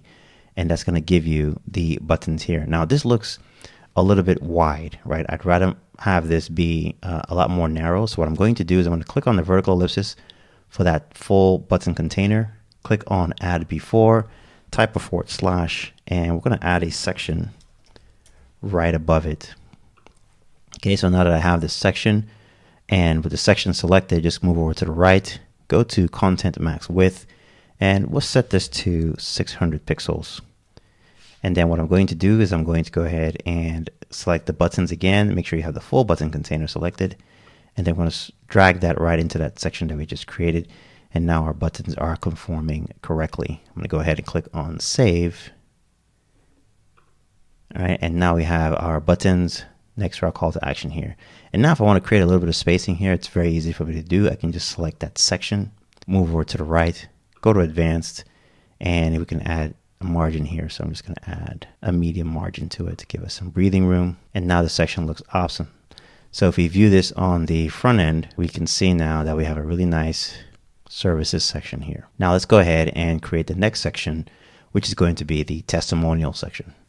To create our testimonial section, I'm going to navigate to the admin toolbar, click on edit page. Once in the editor, go ahead and scroll all the way down to the last section that we just created. You'll see a new block line. We'll go ahead and place our cursor there, type a /, and we'll type the words row, and then we'll select the row layout block from Kadence blocks. We're going to set this row layout block to be a full width block. So here in the short menu, just go ahead and click on the alignment icon. We'll set it to full width.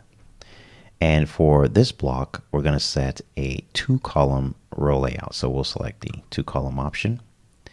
And then I'm going to select the row, and from the short menu again, I'm going to set the inner content width to use the themes content inner width. That's going to go ahead and center this nicely for me in the middle. Next, I'm going to go ahead and click on the row layout, and I'm going to drag using the visual padding here. And we're going to set this to 5x large. I want this really tall. Going to set the bottom to 5x large as well. Next, we're going to go ahead and add a background image to this. So I'm going to select the row, move over to the right, go to Style. We'll select the background image section here, and we're going to select this image. This is an image of someone working on a computer. We'll go ahead and set the focus point. We'll lift this up slightly so we can see the subject. All right, now all we need to do is go ahead and add our content. So I'm going to click on the plus sign in the first column here, and it's going to say testimonials. Okay, and just so we can see this, I'm going to select the row layout, move over to the right, go to the style tab, scroll all the way down to the bottom, look for the text color settings for this row, and we're going to set the text color to a light white color. All right, so for this text, I'm going to select the text block, move over to the right. I want this to be a little bit larger, so we'll set this to an XL size. And let's set the line height here to rems for the units and 2.2 for the line height. Excellent. Next, what we need to do is go ahead and add our testimonial text to the right-hand side here. So I'm going to click on the plus sign. I already have some dummy text copied. So I'm going to click on the plus sign, and I'm going to search for a paragraph block. Let's go ahead and select that.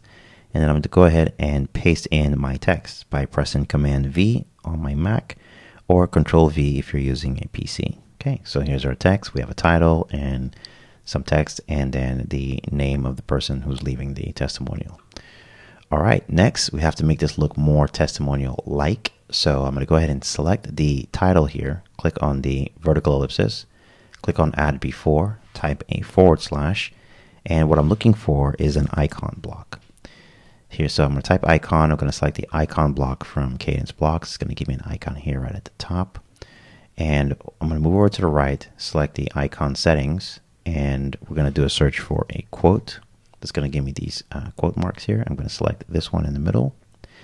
That looks pretty good. And then the next thing I want to do is I want to go ahead and align this to the left. So to do that, just click in the area here where it's going to select the icon container. Click on the justification icon and we'll justify the items to the left. Okay, that looks good. Next, what we want to do is we want to make sure that people can actually read this when they're looking at it. So the color here is blending into the background. And what we want to do is we want that to pop out a little bit. So I'm going to go ahead and select the row layout, move over to the right, go to the style tab, scroll all the way down till you see the background overlay settings. We'll go ahead and open up the background overlay settings. And from here, I'm going to choose the overlay type of gradient. On the right-hand color here, I'm going to click on it, and I want my highlight color to be the right-hand color. And on the left-hand side, we're actually going to use a transparent color. So here in the alpha field, I'm going to go ahead and zero that out. All right. Then the next thing I want to do is I want to bring this color a little bit further over. So I'm going to bring it right about 3/4 of the way here. And then I'm going to increase the overlay opacity. And what that's going to do is it's going to start bringing in a darker background on the right-hand side. All right, that looks pretty good. Don't want it to be too dark, but dark enough to where the site visitor can actually read. So that's probably going to be about 75 opacity. Okay, so we'll set that to 75. And that looks pretty good. Okay, so you can tell now that this is a testimonial, and it looks like she's leaving the testimonial here. Okay. The other thing I want to do is this looks a little bit too big, so I'm going to go ahead and select the icon, move over to the right, and let's set this icon to 40 pixels. There we go. Okay, that looks great. Next, we want to add 3 more testimonials to this section, so I'm going to put the testimonials directly below this main testimonial here. Okay, so to do that, I'm just going to click below the row that we just created, type a /, add a new row layout by typing the words row, select the row layout from Kadence Blocks. And again, we're going to set this to be full width, and the inner content width is going to use the inner content width of the theme. Let's toggle that on. And this time it's going to be a 3-column row layout. So I'm going to go ahead and click on the 3-column option. And we now have nicely centered columns. Okay, the next thing that I want to do is I'm going to select the row again, move over to the right, go to the Style tab, go to Background Color, and I want to change the color to our highlight color so it's nice and dark. Then while I'm here, I'm going to go ahead and set the text color as well. So I'm going to click on the text color, click on the color selector, and we're going to use a very light text here. Okay, now we're ready to go ahead and start adding our testimonials to each of the columns. To add the testimonials, we're going to use the Kadence testimonial block. So in the first column, click on the plus sign, do a search for testimonials. You'll see the testimonial block from Kadence. Go ahead and click on it. And now we have a nice testimonial block that already has a title. It has a description or the testimonial itself, the name of the person leaving the testimonial, and the company that they work in. So all we need to do now is just fill in this information. So for the first one, we're going to say, I am way more productive. Okay, and then for the content, let's just grab some content from here. So we just want placeholder content, nothing too serious. Okay, that looks pretty good. And then for the title, we'll just keep it at Sophia, or let's make it Ben. And let's say he's the CEO. And let's get a suitable image. Click on the image here, and we'll just use this one. All right. So the next thing that I want to do is I want to align everything to the left. So I'm going to select the testimonial here. I'm going to look over to the right where we have the settings. And I'm going to select the View Parent Block settings. It's going to give me the parent block, which has the alignment here in the short menu. I'm going to click on the Align Text and align the text to the left. The other thing that I want to do is I want to add an icon to this, so a testimonial icon. So I'm going to look over to the right again. Under the Style tab, you'll see some icon settings. Let's go ahead and open that. We'll click toggle on Show Top Icon, and it'll give us an icon. But we want a different quote icon there, so I'm going to select the quote icon that is there, type the word quote, and we're going to select the more sharper quotes. Okay. Next, let's go ahead and format this a little bit. So I'm going to go ahead and change the color to white. I'm going to change the icon size to 28. And then for the icon border, we're going to go ahead and remove that. So here in the field, I'm going to go ahead and type a 0. Just going to take that out. And then the icon border padding, we want to remove that padding that's over there on the left-hand side there. So here in the left-hand side, I'm going to go ahead and 0 that out. It's going to bring everything flush to the left. All right, that looks pretty good. Next, I want to take care of this title text. So if we collapse the icon settings here, we'll see the title settings. Let's go ahead and open that. And we're going to set this to, let's set this to an H3, and it looks pretty good. And I think I like the way this looks. I do want a little bit of space between the text here and the image and name and title of the person leaving the testimonial. So to do that, we move over to the right. Let's go ahead and collapse these title settings. Scroll down, and if we look at the content settings here, okay, where we're showing the content, I'm going to set a content minimum height of 100. Okay, it's going to give me some space there. And that looks much better. Okay. All right. So now that we've created our first testimonial, what we need to do now is replicate that into the other columns. It's going to be very easy to do. Just go ahead and make sure you have the testimonial block selected. Make sure it's the parent block settings that you have selected here. So click on that. And then we're going to go ahead and copy this. So you can either click on the vertical ellipsis and select copy, or you can press Command C on your computer or Control C if you're using a PC. Once you've copied it, go to the next column, click on the plus sign. We'll add a paragraph block here, and then we'll go ahead and press Command V or Control V if you're on a PC. And we'll repeat that for the third column.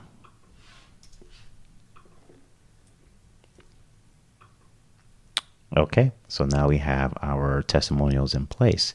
Now let's go ahead and style this row block a little bit better, okay, so that it stands out a little bit more, okay? So what we're going to do is we're going to go ahead and select the row here, move over to the right, and what we want to do is we want to eliminate all padding. So move over to the right, go to the advanced, unify the padding sides here, and we'll go ahead and 0 that out, okay? So it's going to give us some more space both for our testimonials and make sure the testimonial containers are flush against the edges of that row. Okay. The next thing that we want to do is we want to add padding to our testimonials itself, right? So the containers. So I'm going to open this up in list view so I can get a better view. Open up the row layout. I'm going to select each section. Okay. Now I have them all selected. Move over to the right. Go to advanced, and then I'm going to unify the padding sides, and we're going to bring this in to be a small padding here. Okay, this is going to give us some space, some breathing room. All right, this looks pretty good. Next, I'm going to add a border in between them. So let's go ahead and unselect all. Go to the list view here, open up the row layout, click on the section, move over to the right, go to style, scroll down, look for the border styles. And here where we have the border, I'm going to unlink the sides here, and then I'm going to add a 1 pixel border to the left and a 1 pixel border to the right. All right, and then from here, let's go ahead and add some color to that. So click on the color selector, and we want a very light, subtle, dark color. So the way I'm going to do this, I'm going to select this subtle text color. And once we select it here, I'm going to actually reduce the opacity to 0.3. And then I will do the same thing on this side, 0.3. Okay, so if I click away now, I should see a very subtle demarcation here, subtle lines. All right, that looks pretty good. Let's go ahead and close this out. We'll click on save. And when we view this on the front end, we'll see now that we have some testimonial placeholders for the people who are going to be using our theme. Okay. Next, let's go ahead and add the next section, which is going to be Meet the Coach section. So from here, I'm going to click on Edit Page. I'm going to scroll down, and we're going to click on the next block line, type a / row for the row layout block. I'm going to go ahead and select the row layout block from Kadence. Let's go ahead and set this to full width. This is going to be a 2-column row layout. And we're going to go ahead and add a 3x large padding at the top, 3x large padding at the bottom. Okay, we're going to set the inner content width by clicking the inner content width here in the short menu, and set this to the inner content width of the theme to go ahead and center your columns. All right, from here, all we need to do is add an image on the left and content on the right. So on the left-hand side, I'm going to click on the plus sign. We're looking for the image blocks. Let's go ahead and type the word image in the search box, and we'll select the image block from Kadence blocks. I'm going to click on select image, and now we need a picture of our coach. So let's go ahead and select this one. Click on select, and now we have a nice little picture here. Then the next thing we're going to do is we're going to go ahead and add our content to the right. So I've already copied some content. Let's go ahead and click on the plus sign, select the paragraph block, and I'm going to go ahead and paste in my content. Okay. All right. Then I also would like a call to action here. So let's just add a call to action button right below this. So I'm going to hit the enter key right after this text. And I can just go ahead and copy one of these buttons here. So let's just select it. Make sure we have the entire container selected. And we'll say copy. Scroll down, place my cursor on the block, and paste. Okay, so now we have a section created fairly quickly. Now let's go ahead and style this. So the first thing I want to do is I want to create more spacing, right? More breathing room. So I'm going to go ahead and select the row, move over to the right. Here where we have the column gutter, I'm going to select the custom size, and we're going to set this to 80 pixels to keep uniform with our entire theme here. Then the next thing I'm going to do is I'm going to go ahead and also style the block here. So the image block. So I'm going to select the block, move over to the right, go to style, and we'll set the border radius to 8 pixels. Okay, soften up those edges. And then we can also choose to make this as more of a square instead of it being a wide orientation like it is right now. So select the block. We'll go to general, and we'll say use fixed ratio instead of image ratio. And let's just set this to a 1:1. All right, so that looks a lot better, where it's taking up more space, and this looks a lot more uniform. Then the next thing I want to do is I want to go ahead and center this text here. So I want the text to be centered with the image. So I'm going to select the section and click on the vertical alignment here, and we're going to align this to the middle. And now that looks a lot better. Nice spacing and lots of breathing room, and great presentation for the about or for the meet the coach section. Okay, I'm happy with this. I'm going to go ahead and click on save. And at this point, we've added a few sections now. So what I want to do is I want to just make sure that everything is still looking good on a mobile device. So we're going to go all the way back up to that testimonial that we just created. Click on that row layout, move over to the right, and we'll click on the tablet view to see how this looks. We'll scroll down, and this actually looks pretty good the way that it is. So we will leave this this way, but our testimonials don't look so good. So let's go ahead and select the testimonial row. Open this up in list view, and what we want to select is the row layout that contains those testimonials. So select the row layout, move over to the right, and we'll go ahead and just collapse the rows here. Okay, and then here where we have the Meet Dr. Dr. Kevin or Meet the Coach. Let's select that.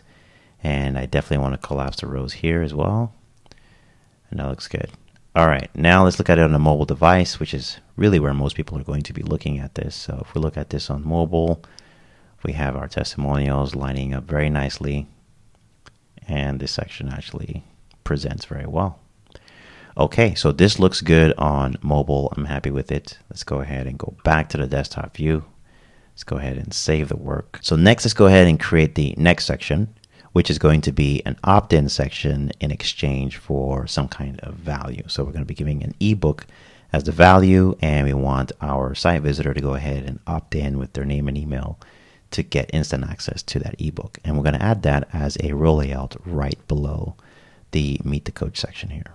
Okay, so to create our download and opt-in section, we're going to go ahead and click on the next block line here, type a /, type the word row, select the row layout from Kadence blocks. And for this one, we want a 2-column row. We're going to go ahead and extend the padding here visually to 3x large on the top, 3x large on the bottom. For the inner content width, it's going to be a little bit more narrow than what we typically do. So from here, the custom content max width, we're going to set that to 800. All right, and then the actual layout, let's change the layout a little bit here. So over here on the right-hand side on the settings for the row layout, I'm going to set it to have a narrow left column and a wide right column. Let's select this one. Okay, so this is great. Our ebook image is going to be here on the left. Our content will be here on the right. Okay, so let's go ahead and actually style the row itself. So I'm going to select the row layout. Let's also make sure to set this to be full width. Select the row layout, move over to the right, go to style, and we're going to select an image. We're going to add this image of a book signing. And then what I want to do is I'm immediately going to add a background overlay here. So let's set the background overlay to be our dark color. We are going to increase this significantly so it's just very subtle there in the background. All right, great. Next, let's go ahead and add our content. So on the left is going to be the ebook. On the right is going to be our content about how to get the ebook. I'm going to click on the plus sign in the left-hand side, and I'm going to select the image block from Kadence blocks. Click on select image, and here's my image of the ebook. Let's go ahead and add that in there. Great. Next, I'm going to go ahead and add my content. I'm going to click on the plus sign on the right-hand column. I'm going to add a paragraph block. I've already copied my content. I just need to go ahead and paste it in there, and it's just textual content. We can't see the content, so let's go ahead and change the text color settings for this row. I'm going to go ahead and select the row layout, move over to the right. Under the style tab, scroll all the way down to the bottom. Go to the text color settings. We'll click on the text color settings, and we'll choose a subtle light color there. Okay. So here's our text. We have a title text that says "Get the Ultimate Life Improvement Guide," and then a short description here. So the next thing we want to do here now is we want to go ahead and add a way for them to go ahead and download the guide. Okay, so to do that, it's very easy. Go ahead and click on the last sentence there, hit the enter key for a new block line, type a /, and this time we're going to type the word form, and we're looking for the advanced form from Kadence blocks. Let's go ahead and select that.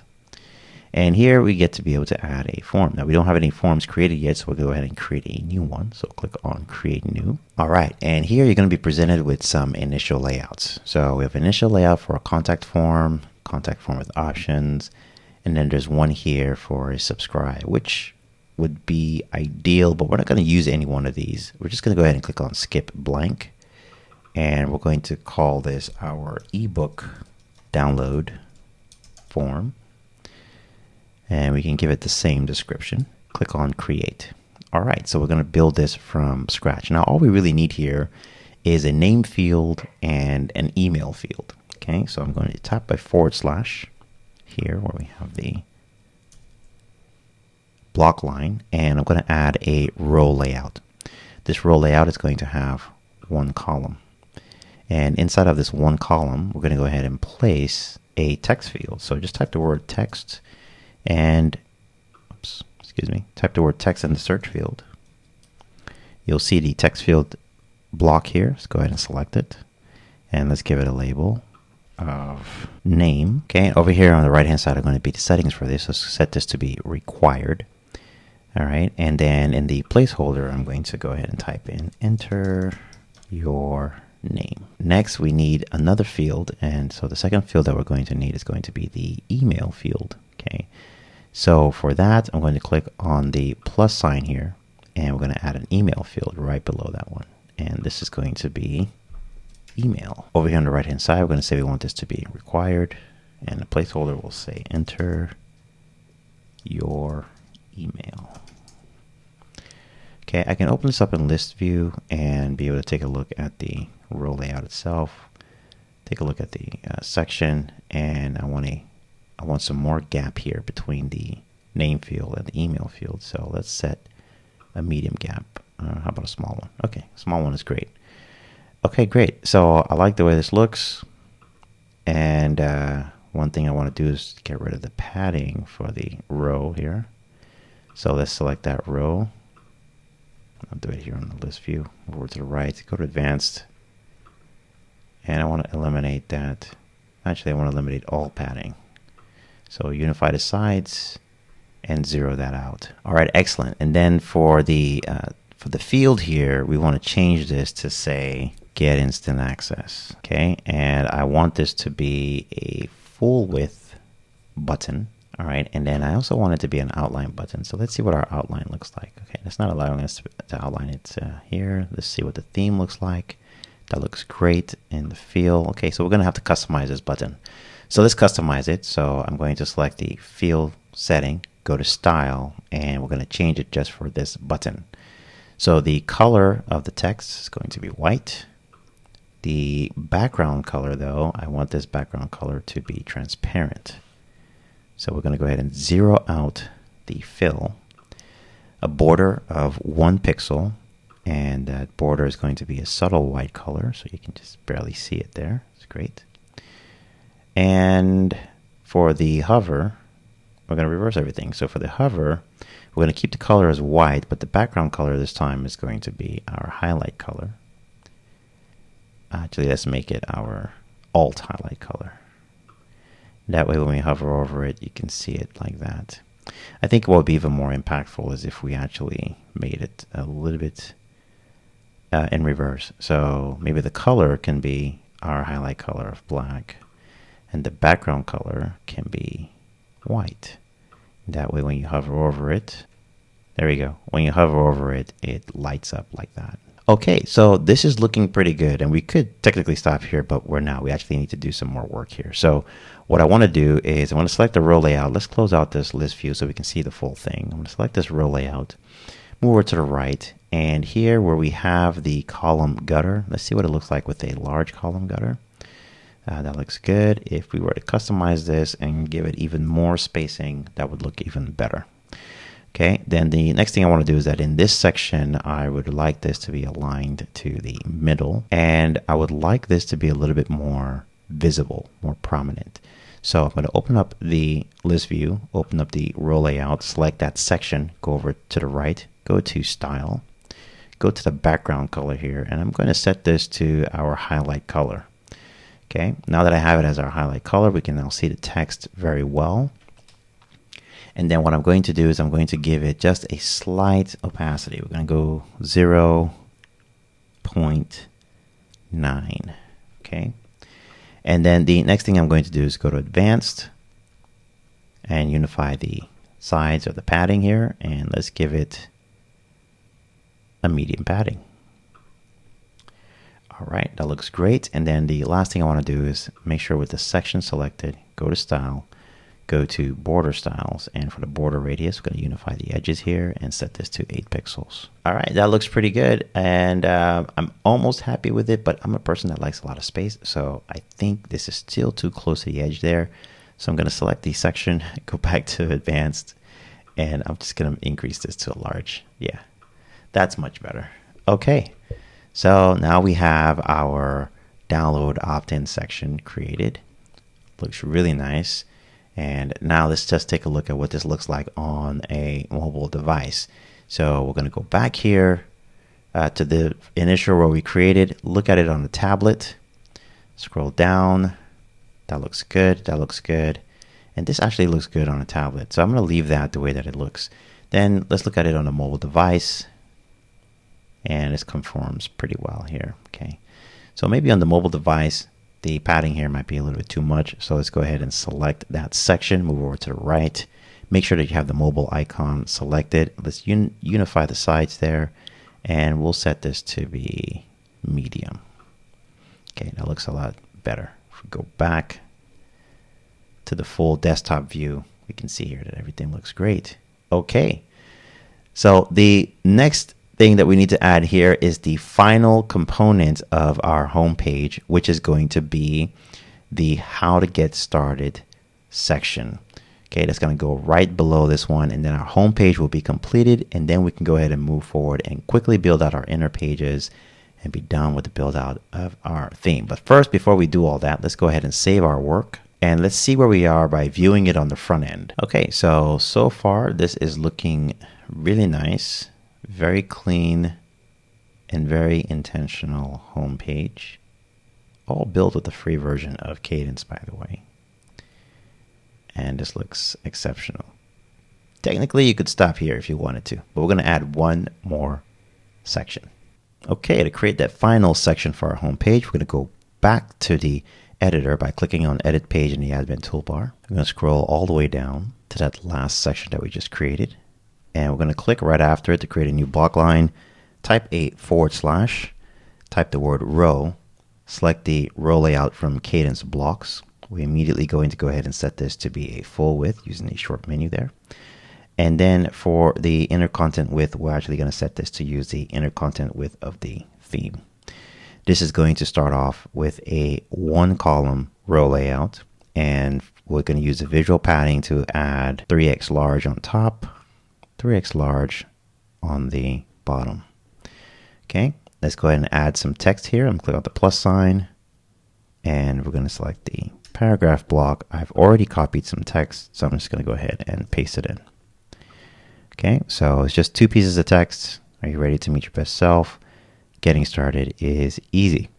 Okay, now we're going to add a 1, 2, 3 step section right below this. Okay, so I'm going to click on the last bit of text that I added here. Click on Enter. It's going to give you a new block line. Type a /, type the word row, select the row layout, and this time this is going to be a 3-column row layout. Next, what we need to do is go ahead and place our content inside of these columns. Okay, so starting with the first column, I'm going to click on the plus sign. We're going to select a text block from Kadence blocks, and we're going to say here, it's going to say book a consultation. I'm going to hit the enter key, type a /, and we're going to add another text block. This time I'm going to designate this as a paragraph block by clicking on the H2 designation here and changing it to paragraph. And then I'm just going to grab some dummy text that I already have on the page already, and we'll add the text here. Okay, great. Now I also want to add a couple more things here. I want to add an icon, and I also want to add a step number. So I'm going to select our title, click on the vertical ellipsis, click on add before, type a /, type the word icon. I'm going to select the icon block from Kadence. Going to select the icon container. Just go ahead and justify this to the left. And then here on the right where we have the settings, I'm going to select the icon itself. And here where we have the icon settings, I'm going to change the icon to a calendar. There it is. I'm also going to reduce the size of the icon. So let's just reduce this to 30 pixels. Okay. All right. That looks pretty good. And I also want to reduce the spacing between the two. So I'm going to select the heading text here. And I know there's some default margin here. So I'm going to select it, move over to the right, go to advanced, go to the margin top. First going to zero that out so it's really close, and then I'm just going to go ahead and add a small margin there. Okay, so it's about even. All right, that looks great. Next, I want to go ahead and add a step number here. So to do that and make this really easy, I'm just going to select the title that I have here already, click on the vertical ellipsis, click on duplicate. It's going to give me a second title here. And I'm going to select the title right above, click on the arrows here in the short menu. It's going to place it right above it. And then from here, I'm going to go ahead and change this to 0, 1, dot. Okay, so that's like step 1. All right, so this looks pretty good. This is our first step for our section here. So the other thing that I want to do now is I want to go ahead and make this a distinct section. So I'm going to select the section itself, make sure the section is selected here in the settings. We're going to go ahead and go to the style tab, go to the background color, and let's add a subtle background color here. Let's actually make it this one. So really light. Then for the advanced, we're going to go ahead and add some padding to this. So I'm going to go ahead and unify the sides, and we're going to increase the padding to medium. Final thing we're going to do, go to the style, go to the border styles, and we're going to set the border radius to 8 pixels. All right, so this looks pretty good. I think there's too much spacing right up here, and that's having to do with the heading text here. So this should be zeroed out, but just to be sure, let's go to advanced. So let's go ahead and zero that out. And now that looks even all around, which is what we're going for. Okay, so this is pretty good. This is how I want the steps to look. So now all I need to do is just go ahead and duplicate this into the other columns. So to do that, I'm going to click on the first text block here, hold down the shift key, click on the last block item. It's going to select everything into kind of a group. Click on the vertical ellipsis, click on copy, go to the next column, click on the plus sign, search for the paragraph block, and we'll paste that in. And then we'll repeat that for the third column as well. Okay, great. Next, what we want is we want all of the sections to look similar. So I'm going to go ahead and select the first section, click on the copy paste icon here. It's going to copy the styles, click on copy styles, select the next section here, click on the copy styles, select paste styles, and then repeat it for the third one. Okay, so now everything looks pretty uniform. And just to be safe, we're going to select the row layout itself, move over to the right, go to advanced, and we'll set the structure settings here to inner column height at 100%. All right, now we can go ahead and add different content here if we want. So we can say this is step 2, this is step 3. Okay, and then we can go ahead and change these titles. So this one will say create goals and systems, and then this will say execute at your best levels. Okay, great. All right, so since we have the H2 up here, let's also make these H3s. So I'm gonna go ahead and select the title here, and we're gonna change the designation here to an H3. We'll do the same thing here, H3, and this will be an H3 as well. All right, awesome. So now this section is looking pretty good. The only thing that we need now is a final call to action. And so let's go ahead and grab our button, but we're going to grab that specific button that we centered earlier on. So if I scroll up here, it's this one right here. So all I need to do now is just select the section itself, click on the vertical ellipsis, select copy, scroll back down, come here, select our row, click on the vertical ellipsis for that row, click on add after, and we're going to go ahead and paste this by pressing Command V or Control V if you're using a PC. And we now have our calls to actions in place, nicely spaced. And this section is now done. Let's go ahead and remove this extra paragraph. And we're going to go ahead and save the work. And now when we view the page, our home page is now fully built and completed for our website / custom theme that we are building. And we're going to convert into a child theme to sell with SureCart. So now that this is done, all we need to do now is really create the pages for the coaching page, the online programs page, and the about page. And you're going to be surprised at how quickly we're going to be able to lay that out. Before we do that though, I did notice one thing. When I scroll down here, I noticed that all of these have the same icon. So let's go ahead and quickly fix that. I'm going to click on edit page, scroll down, and this actually should be a lowercase s, and the icon. So this icon, we want to change this, select the icon, move over here to icon settings, click on the icon field, and we want a target. Set that there, and then for the calendar, for the execution at your best levels, let's go ahead and click on the icon here, and we'll change this to something like a flag. Let's use a checkered flag, signifying reaching the finish line. All right, great. Let's click on save, and let's view it again on the front end. And everything looks really good, well organized, very intentional, and this section looks fantastic. All right. So now let's go ahead and create the internal pages and finish out building the website before we finally convert it into a theme. And then I'll show you how to sell it using SureCart. Okay, so the first page we're going to work on is the coaching page. This page is just basically going to show the different areas of coaching that the coach has to offer. And if this were a small business website, this will basically show the different services that they offer. So I'm going to click on the coaching page here from the front end, and then I'm going to click on edit page in the admin toolbar. From here, I like to have a page header for this page. So I'm going to click on the block line, type a /, type the word row, and we're going to create a row layout. I'm going to go ahead and set this to be full width, and I'm going to set the inner content width to use the inner content width of the theme. We're going to have a 2-column row layout here, and I'm going to go ahead and set the padding, visual padding here to 3x large on top and 3x large on the bottom. Okay, and the other thing I want to do is move over to the right, go to the style tab. I'm going to have a image, so let's click the select image field for the background. And for this one, we're going to use this strategy planning image here. And we'll go ahead and click on select. All right. And then immediately I'm going to go ahead and set up a background overlay. So I'm going to select the background overlay settings for that row, go to the overlay color, choose our highlight color, and then I'm going to go ahead and increase the opacity here. All right, so you can barely see it. All right, great. Next, all we need to do now is go ahead and add our text. So I'm going to click on the plus sign. I'm going to select the text block from Kadence. This is going to be the coaching. So let's go ahead and type coaching here. All right, and I'm going to select the row, move over to the right, go to the style tab, scroll down, go to the text color settings, and I'm going to set the text color settings to white. Okay.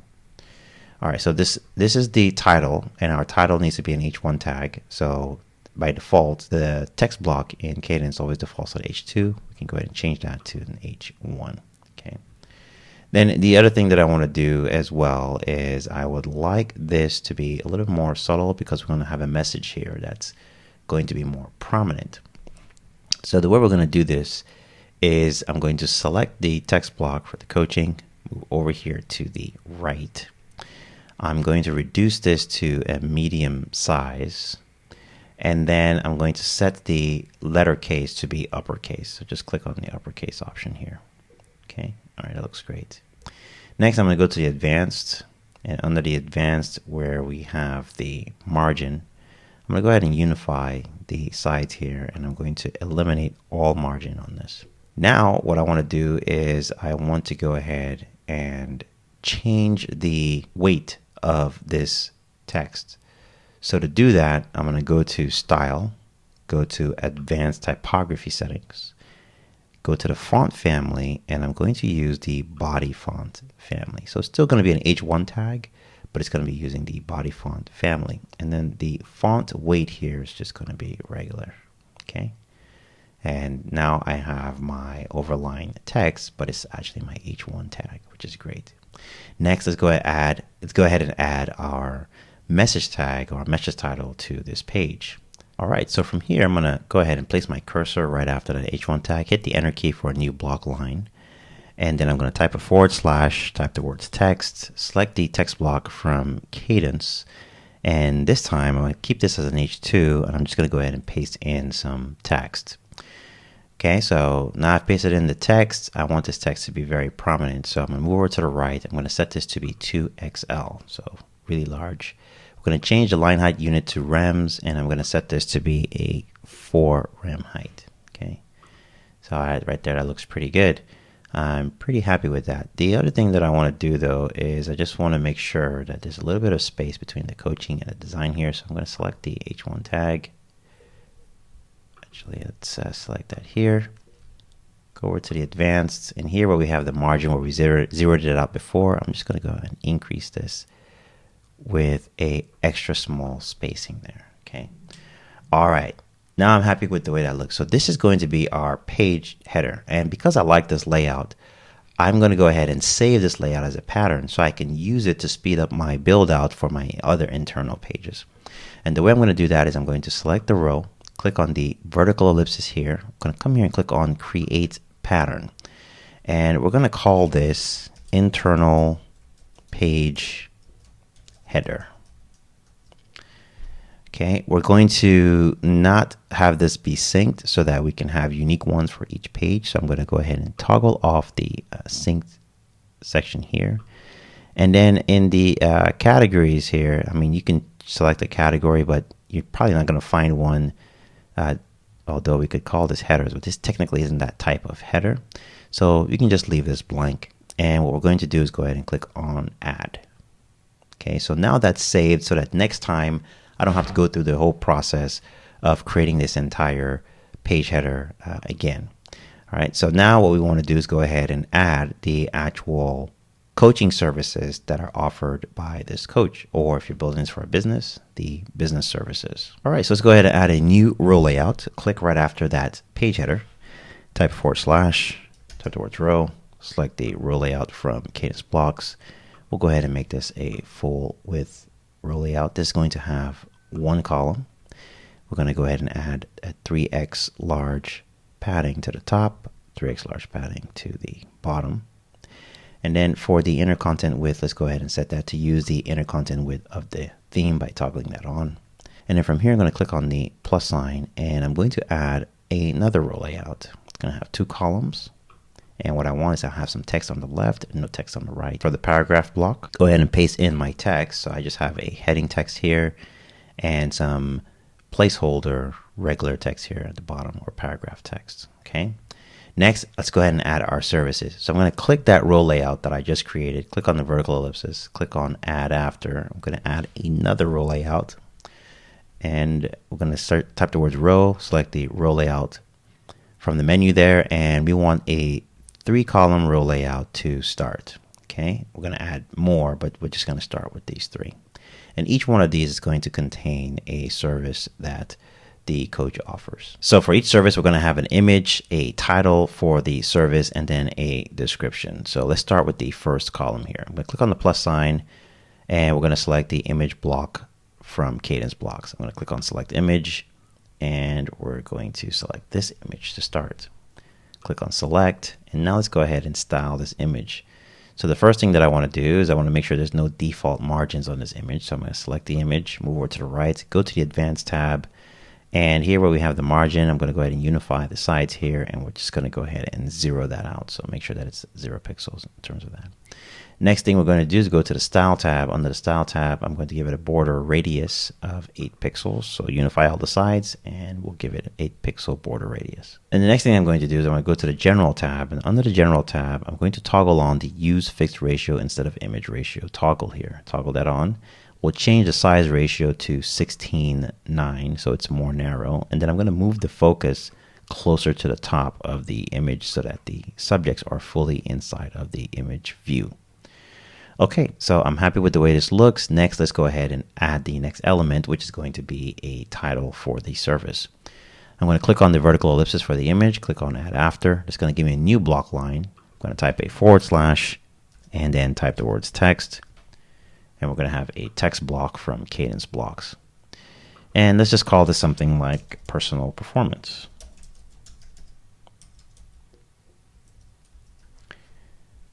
All right, and I'm going to set the size for this. Actually, let's just change this to actually an H3. This would be the H2. This would be H3s. Okay, so here is the text, and then we need one more additional piece of text. So I'm going to hit the Enter key, / type the words text. It's going to select the text block from Kadence. We're going to change the designation of this to a paragraph. And we just want some dummy content here for now. Okay. All right. That looks pretty good. So the other thing that I want to do here is I notice there's a lot of spacing here. So I do want to have even spacing. So I'm going to select the title text here and move over to the right. First thing I'm going to do is adjust the line height. So I'm set the rems here to 1.6. And then I'm going to go to the advanced tab here. And this is blocking me. So let's click on the vertical ellipsis here, and we're going to say, let's move the toolbar to the top there. So if you toggle this on, it'll move it to the top. That way you can see what you're doing. All right, so here's the performance. There's some spacing here. I'm going to go back to the block again. And we want the advanced tab. And here where we have the top margin, I'm going to zero that out to see what that looks like. And then begin to add in my spacing. So let's see, a small to medium size spacing is enough. Let's say it medium. Now I think a small would be better. So let's actually reduce that by 1 notch. And that's much better. It looks more balanced this way. Okay, great. So we've created our first service section. Next, let's go ahead and style the actual section itself. So I'm going to click on any element in the section, click on the list view, select the section itself, move over to the right, go to style. First thing I want to do is give it a subtle background color, and we're going to use the lighter background here. Then I'm going to go to advanced, and I'm going to give it some small padding. So I'm going to unify all of the sides, and we're going to increase this till we see the small designation here. All right, then the next thing we're going to do for this section is go to the Style tab, go to the Border Styles, and we're going to give it a border radius of 8 pixels. All right, and we are done with creating our layout for the services and the way these are going to present. So now all we need to do is basically replicate this section as many times as we need. So what I'm going to do actually is I'm going to go ahead and select the row, and I'm going to show you a little way to be able to do this very quickly. So I'm going to select the row, and then I'm going to change the columns to 1 column. So you have 1 column, and then all the other sections are now gone. If I open this up in list view, I'm going to have a row that only has 1 section. And then what I'm going to do is I'm going to select that section, and then I'm going to click on the vertical ellipsis here, and I'm going to click on duplicate, and we'll do that. I want to have 6 services, so I'm going to duplicate that about 3 times. Okay, so I've done it 3 times. Now we have this 1 column with all of these sections in it. Okay, and what I'm going to do now is select the row layout, go back to the columns again, and this time I'm going to change it back to 3 columns. Okay, so now we have 3 columns. And now if I want to have more services, I can just select the last section that I had. And let's go ahead and toggle our toolbar back on here. So here's our toolbar. I'm going to click on the vertical ellipsis now. And if I click on duplicate, it's going to give me another one. And I can do it 1 more time. And I can do it 1 more time. And now we have a full-blown section of services. Okay, and then we can change the name of the services so that they're all different services. So I'm going to go ahead and do that right now.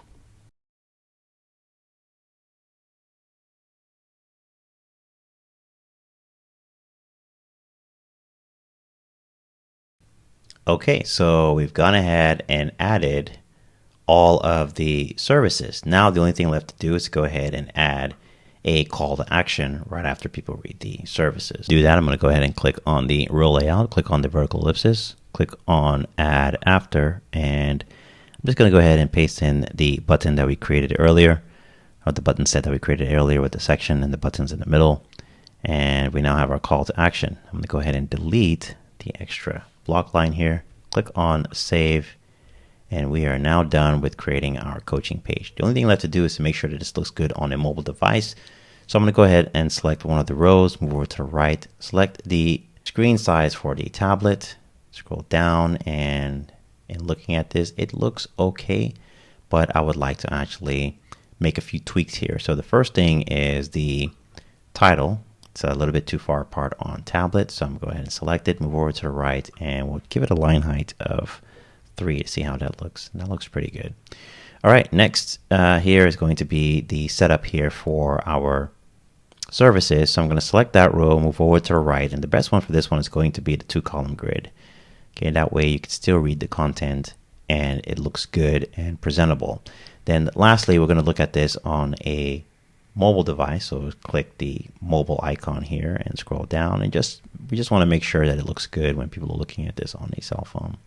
And that does look good. So I'm pretty happy with it. Just go ahead and Set this back to the desktop view, click on save, and now we are done creating our coaching page. And since we have used this quite a bit, let's go ahead and select this section, click on the vertical ellipsis. We're going to say create a pattern, and we'll call this double buttons. We'll unsync it so that we can use it independently, and then we'll click on add, and let's go ahead and save. And then you'll see how I use this on the next page that we're going to create. Okay, so the coaching page is done. Let's go ahead and view it on the front end, and it looks fantastic. Looks very good. Okay, next let's go ahead and create our online programs page. To create the online programs page, let's go ahead and click on online programs. From here, we're going to click on edit page. I'm going to click on the block line. And this time, what I'm going to do is I'm actually going to open up the block inserter, and I'm going to select patterns. And here you'll have all the patterns that are available, including the ones that we created. So I'm going to click on my patterns, and you can see I have two patterns. I have patterns for the double buttons, and I have patterns for the internal page header. And just by clicking this, I'm going to save a ton of time by having that full pattern dropped into the page here. So I can go ahead and close this, and now I can go ahead and start styling my page header. So the first thing we're going to do is change this to online programs. And then I've already copied some text that I want to place here. So I'm just going to highlight this and paste in the text that I want. And it's already formatted and everything. And I'm pretty much done with the heading area. Next, I'm going to go ahead and click right after that page header and type a /, type the word row. Select a row layout. I'm going to select a one column row layout. We're going to increase the padding here to 3x large. Do the same thing on the bottom. And then, we're going to set the width here to full width, and the inner content width is going to use the inner content width of the theme. So in this case, we're basically going to be highlighting online programs. It's going to be a very simple layout. So we just need a title, a description, and then the online programs. So let's go ahead and add the title. So I'm going to click the plus sign here, add a text block from Kadence. We'll say coaching at your own pace. Let's go ahead and center that text. And then I'm going to open up the settings for the text here. I want this to be 2XL, or maybe XL is big enough. Yeah, XL is fine. And then I'm going to hit the enter key, / text block. Let's go ahead and center that text. And this text is going to be designated as a paragraph text. And then I already have some placeholder content for this. I'm just going to go ahead and paste it in there. Okay. Now we can add our programs. So I'm going to hit the enter key, / type the word row. We're going to add a row layout. This is going to be a 2-column row layout. And for this one right here, we want the contents to be an image on the left for the program, and then the program details on the right. Okay, so I'm going to select the row layout, move over to the right, go to style. I'm going to change the background color so we can see it to a lighter background so it stands out here. And then I do like having the small padding around this so far, so I'm going to select it and just make sure, go to advanced, make sure that the small padding is universally around that here. So let's go small padding. Okay, great. Now let's go ahead and add an image on the left. I'm going to click on the plus sign, and we're going to select an image block. Click on select image, and the image we want to use is this one right here. Okay, I'm going to select that image, move over to the right, and all I'm going to do here is I'm going to set the style for the border radius. I'm going to set the border radius to be 8 pixels. All right, okay. And then I'm also going to do that for the row layout as well. So I'm going to select the row layout, move over to the right, go to style, go to border settings, and I'm also going to set an 8 pixel radius there. Okay, so everything looks very nice and uniform. Next, what we need to do is go ahead and add the details for the coaching program. I already have some text for this, so I'm going to click on the plus sign, and we're going to search for a paragraph block, add a paragraph block, and then I'm just going to go ahead and paste in the placeholder text. So we have the title of the program, we have the price, these are both heading tags, and then we have just a description and then a list of the benefits. So I'm going to select this list here. I'm going to make sure I select the full list container. Click on the vertical ellipsis, click on add after. It's going to give me a new block line. I'm going to type a /, and this time I'm going to search for a button. And we're going to select the Kadence button block, and we're going to title this one Sign Up. And I'm going to select the full button container, click on the alignment here, and I'm going to say justify the items to the left. And I'm pretty happy with that. And we've created our online program product now. Okay, so now all we need to do is create about 2 more. So it's going to have a total of 3 programs. So it's going to be very easy to do. What I'm going to do here is I'm going to select this row layout now. Click on the vertical ellipsis, click on duplicate, and then I'm going to do it one more time. Duplicate, okay. And then we do need some spacing between these. So I'm going to select that row layout here, click on the vertical ellipsis, click on add after, type a /, look for a spacer divider from Kadence. I'm going to select that, and I'm going to set this height here to 40 pixels, and I'm going to disable the divider so there's no divider there. And I'm pretty happy with the way this looks. I'm going to click on the vertical ellipsis for that spacer, duplicate it, and then move it down 1 so that it separates the others. Okay. Now all I need to do is change the names of the programs. But before I do that though, I do want to further customize the row layout here. So I'm going to select the row, move over to the right, and I'm going to make sure I'm in the layout tab here. And I'm going to set the column gutter to a custom size of 80 pixels. All right, so I have some really nice spacing there. And then the next thing I'm going to do is I'm going to make sure that row is selected, click on the copy styles, and I'm going to apply that to the other rows as well. So select that row, click on the copy styles icon, click on paste styles, do that one more time. All right, so now we have some good spacing here. All right, then the next thing that we're going to do now is just basically change the title of each of the programs. So I'll go ahead and do that now.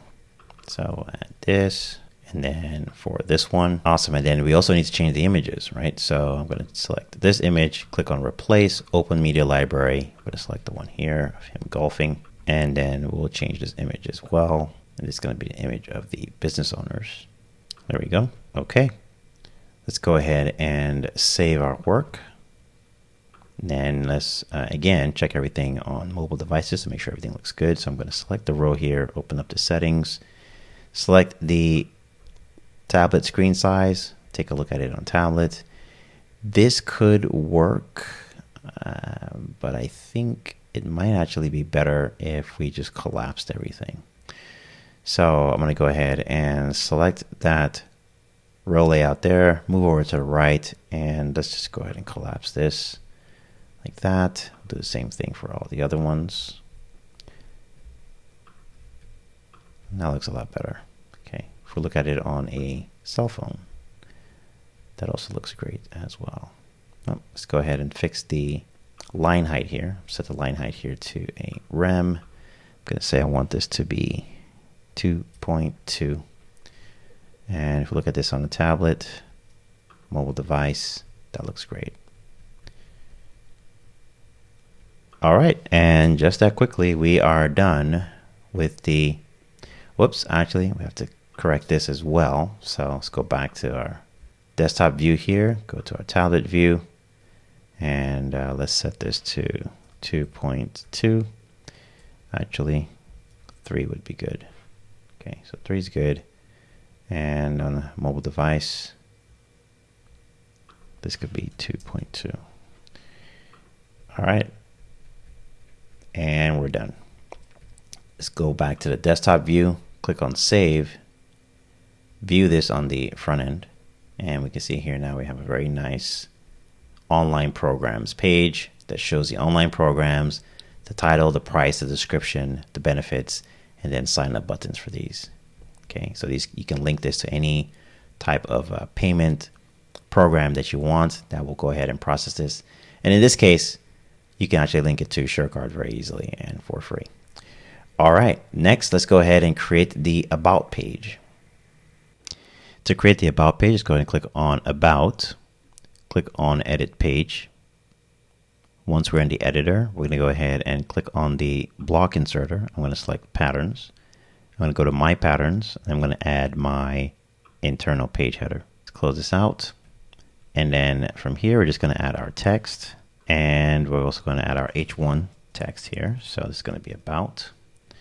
And for this one, I'm going to change this up a little bit. So I'm going to select the row layout here for the page header, open up these settings, and we're going to go to Style, and we're going to select a different background image. Okay, so I'm going to click on Edit Image.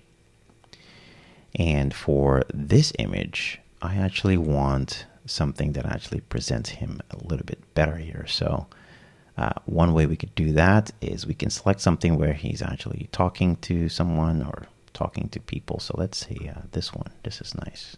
All right, that looks great. I'm going to move the focus up a little bit so we can see a little bit of his face. Awesome. And then I also want to change this layout a little bit. So right now it's a 50-50 layout. Let's go ahead and make this a left heavy layout. So the left is a lot wider. Okay, now that looks a lot better. Okay, awesome. Now the next thing that we do is just very simple. We're just going to be adding some content here, some very simple content, maybe an image and some text and some calls to action. So let's go ahead and do that right now. All right, so let's limit this to 2 rows. I'm going to click on the editor here. It's going to give me a new block line. Type /, type the words row, select a row layout. We're going to make this a full width row. We're going to set the inner content width to be the inner content width of the theme. We're going to make this a 2-column row, and we're going to increase the padding on the top to 3x large, padding on the bottom to 2x large. Okay. On the left is going to be an image. On the right is going to be some placeholder text. So let's go ahead and select the image first. Click on the plus sign, and we're going to select the image block from Kadence Blocks. Click on Select Image, and we're going to use this image right here. Okay, let's go ahead and click on Select. There's our image. All right, next we just need to put some text here. So click on the plus sign. I've already copied the text, so I just need a paragraph block to paste it into. Add a paragraph block. Press Command V or Control V if you are on a PC. All right, so now we have our text. And next thing I want to do here is I do want to create some space here. So let's just go ahead and select the row layout, move over to the right. Click on the custom size here, and what we're going with for this theme is 80 pixels between the image and the content. Okay, now one thing I do want to do is I do want this to be more square. So I'm going to select the image, move over to the right, go to Style, under the General tab, use the fixed ratio instead of the image ratio here. And let's take a look at what this looked like as a square image. Yeah, that looks good, but I think I like the landscape image better. So that looks a lot better, more prominent. Next, while we have the image selected, go to Style, and we'll apply that border radius of 8 pixels that we're applying to all our images to keep them uniform. All right, awesome. So now we have a nice introductory section. Let's go ahead and select a section here, and I'm going to align the content in here to the middle. Next, I'd like to add some buttons here. So let's go ahead and place our cursor at the last bit of text there. Hit the Enter key. It's going to give us a new block line. I want to go to the block inserter, and I want to grab a pattern for my buttons. So I'm going to click on the patterns, click on My Patterns, and I'm going to select the double buttons patterns that we saved earlier on. Let's go ahead and close this. Let's open up the settings for that section here. And what I want to do is go to Advanced. And here where we have the margin at the top, let's just go ahead and reduce that to an XXS. Okay, just extra small. All right, good. So now this looks pretty good. Next, let's go ahead and add a couple more sections here. So we're going to add another section with some pictures and some information about the coach. And then we're going to add a final call to action, and we'll be done with this page. So let's go ahead and do that right now. Okay, so we're going to go ahead and click on the block line here right after the section that we just created. Type a /, type the words row, select the row layout, and we're going to go ahead and set the alignment here to full width. And then this is going to be a 2-column row. I'm going to set the inner content width to use the inner content width of the theme. It's going to go ahead and center our columns really nicely here. And then I'm going to go ahead and extend the padding on the top to 3x large, padding on the bottom to 3x large as well. Okay. So in this case, we're going to have some text on the left, and then we're going to have images on the right in a bento box fashion. All right, so let's start with the text. I already have some text copied, so I'm going to click on the plus sign, search for a paragraph block, and go ahead and paste in my text. Okay. Then let's go ahead and add our images. So I want this to be in a bento box fashion. So I'm going to click on the plus sign. I'm going to add a row layout. Okay, it's going to be a 2-column row, and I'm immediately going to remove the padding on this column row here. So move over to the right, go to advanced, click on the padding, unify the sides, and we're just going to go ahead and get rid of that. Okay. All right, next I'm going to click on the plus sign in the first column, and I'm going to add an image block. Click on select image, and we're just going to add a very nice image of him speaking. There we go. And I'm going to move over to the right. I'm going to toggle on the fixed ratio use, and we're going to set the size ratio here to 1:1 aspect ratio, so a square. We'll go to style and set the border radius to 8 pixels. Then we're going to add another image. So I'm just simply going to copy this one, select it, click on the vertical ellipsis, click on copy, click on the second column, search for a paragraph block, and then go ahead and paste it in there. So now it's going to take on the same styles as the earlier image. Now all I need to do is just replace this image. So I'm going to click on replace from the short menu, open media library, and let's use the peak performance image here. Then the last one is going to be a full-blown image at the bottom here. So to create that, I'm going to go ahead and open this up in list view. We're going to go to our row layout that we just created here. I'm going to click on the vertical ellipsis, click on add after, do a /, and we're going to add an image, select image, and we'll add a nice wide image. All right, and for this image, I'm going to go ahead and use the fixed ratio here, and we want this to be landscape. Okay, we'll go to style and set this to border radius to 8 pixels as well. All right, so now we have our bento box. Now let's just go ahead and set up our spacing so that everything looks correct. Head over to the right here, go to the vertical gap, and we'll set this to medium. So that's going to give us a nice gap space there. Okay, but I do want these to be a little bit closer. So let's take a look at what it looks like as a small. And then for this one right here, we're going to select this section here, and let's have the row layout have a small column gutter. Okay, we'll go ahead and click on save. We'll view this on the front end. Scroll down, and we can see here we have pretty nice even spacing here. Now the one thing that we need to do is just need to make sure that we're matching the column gutter with the earlier row layout here. So I'm going to click on edit page. Scroll down, select that row layout, move over to the right, click on the custom settings for the column gutter for that row, and we'll set this to 80 pixels. And we can see that already looks much better. Let's view the page. And there we go. Okay. So now let's add our final call to action. This will be the final section that we add to the about page. So we'll click on edit page. Scroll down. Click on the new block line. Type /. Type the words row. Select the row layout. Set the alignment to full width. Set the inner content width to use the inner content width of the theme. This is going to be a 1-column row.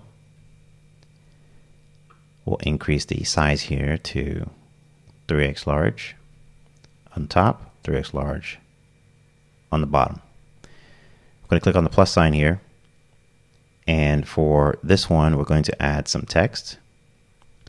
We'll go ahead and center the text. And this text will say, reach your full potential.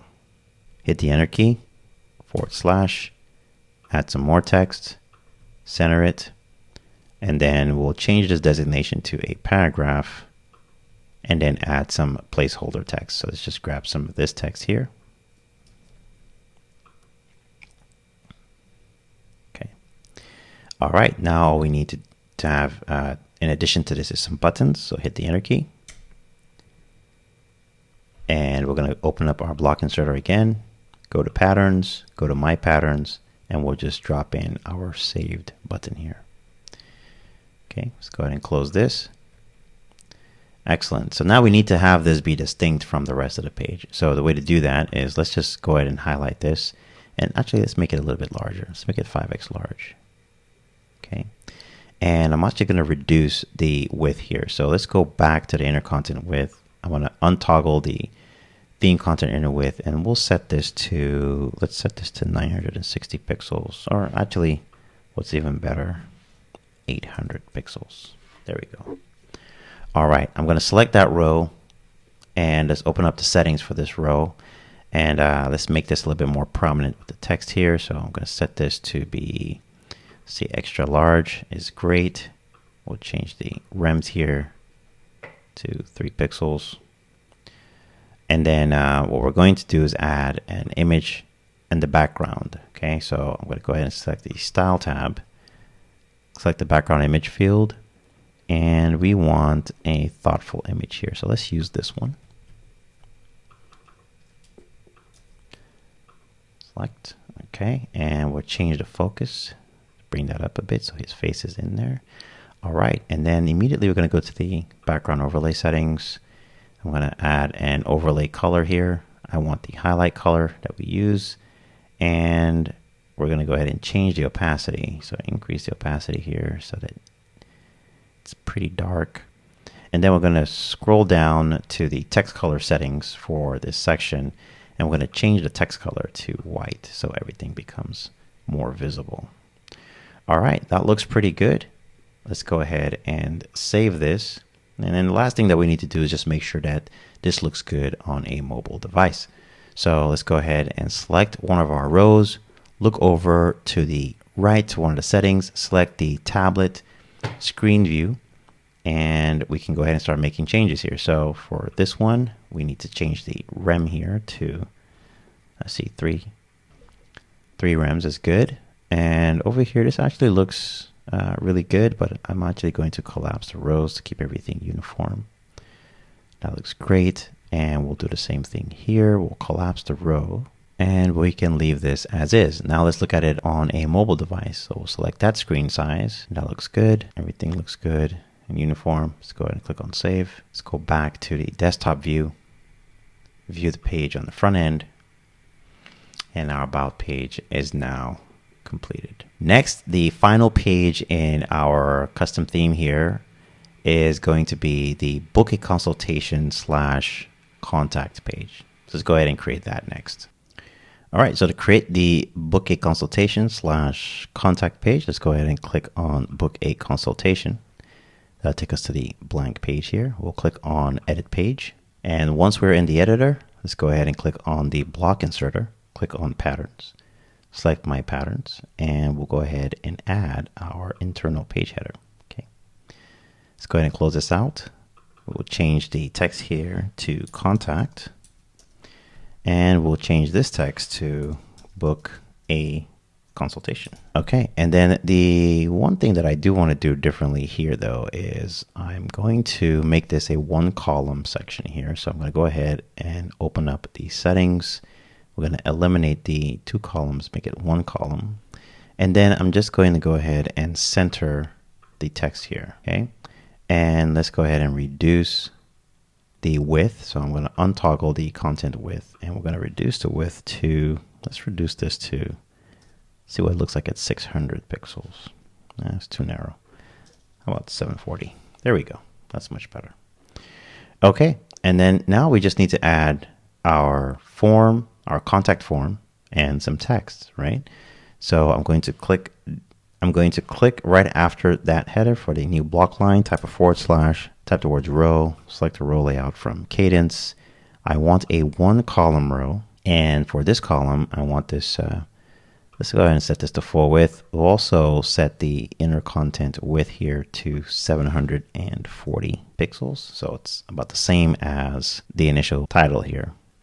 Then I'm going to increase the padding on top and increase the padding on the bottom. Click the plus sign, add a paragraph block. I already have my placeholder contents. Just go ahead and paste it in. So it's just a title that says reach out or book a consultation to get started on your journey, and then some initial text. Now what we need to do is just create a form for them to fill out in order to book this consultation. So we're going to use the Kadence Advanced form for this. So just click right after that last bit of text, hit the enter key, type a /, type the word form, and we're going to select the advanced form from Kadence.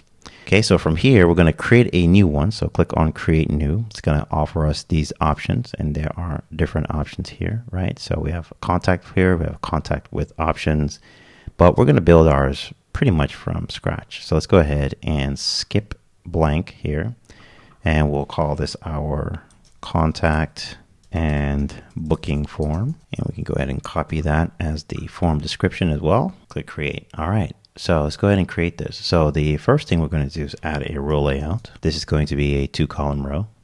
The first column will contain a text field for the first name, so we'll type here first name. Look over here to the right for the settings. We'll go ahead and set this to be required. Then we're going to go ahead and click on the plus sign on the right side here, and we're going to select another text field, and this will be last name. We'll set that to be required as well. Then we're going to click on our row layout here, and we're going to go ahead and duplicate it so we have another row layout. And then we're going to delete these fields that are in here. Click on the plus sign. The first one is going to say email, so we'll do a search for email field.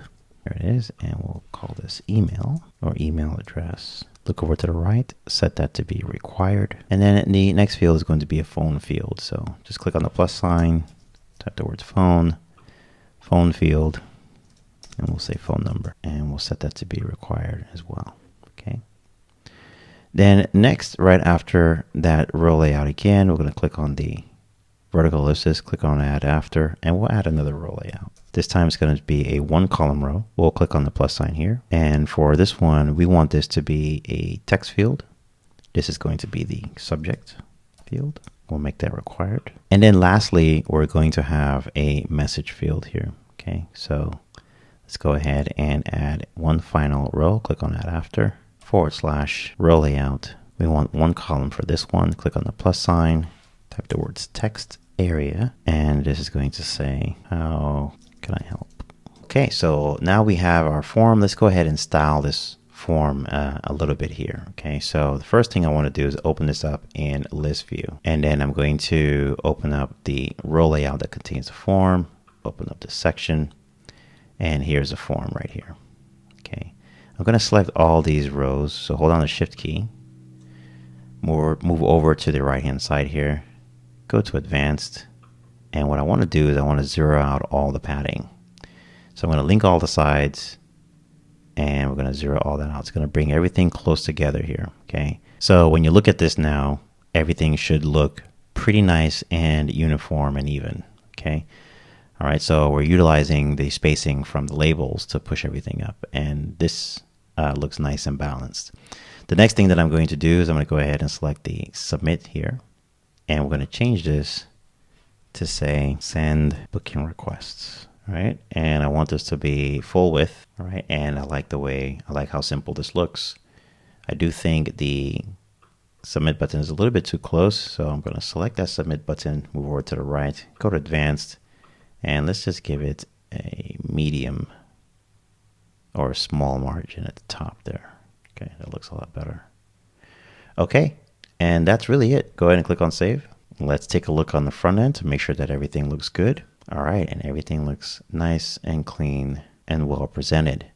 Let's take a look at this on a mobile device. So I'm going to go ahead and right click here on the actual page, click on inspect.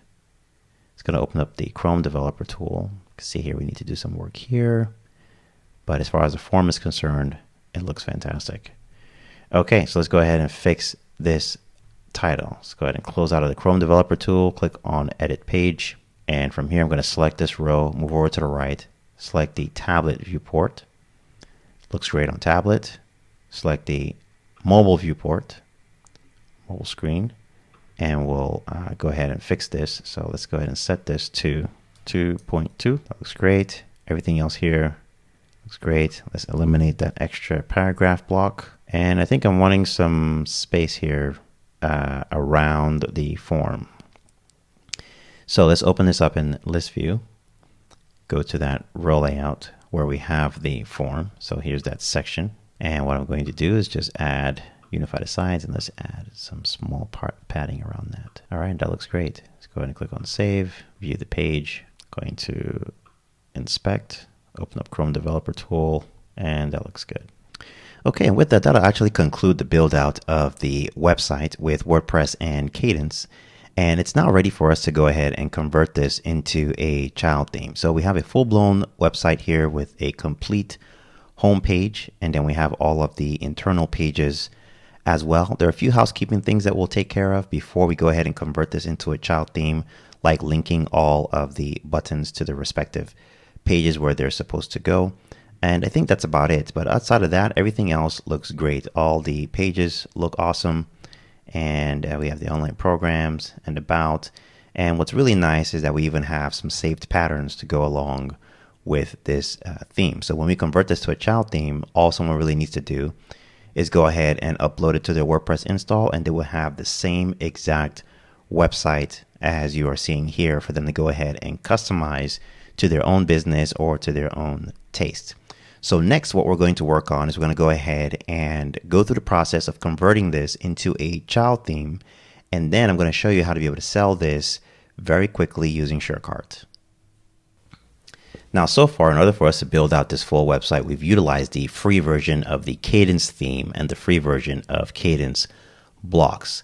Now, in order for you to convert this into a child theme that you're going to use in other projects or share with others, or potentially sell it in a store, like a theme store, you're going to need to have the Kadence Child Theme Generator plugin.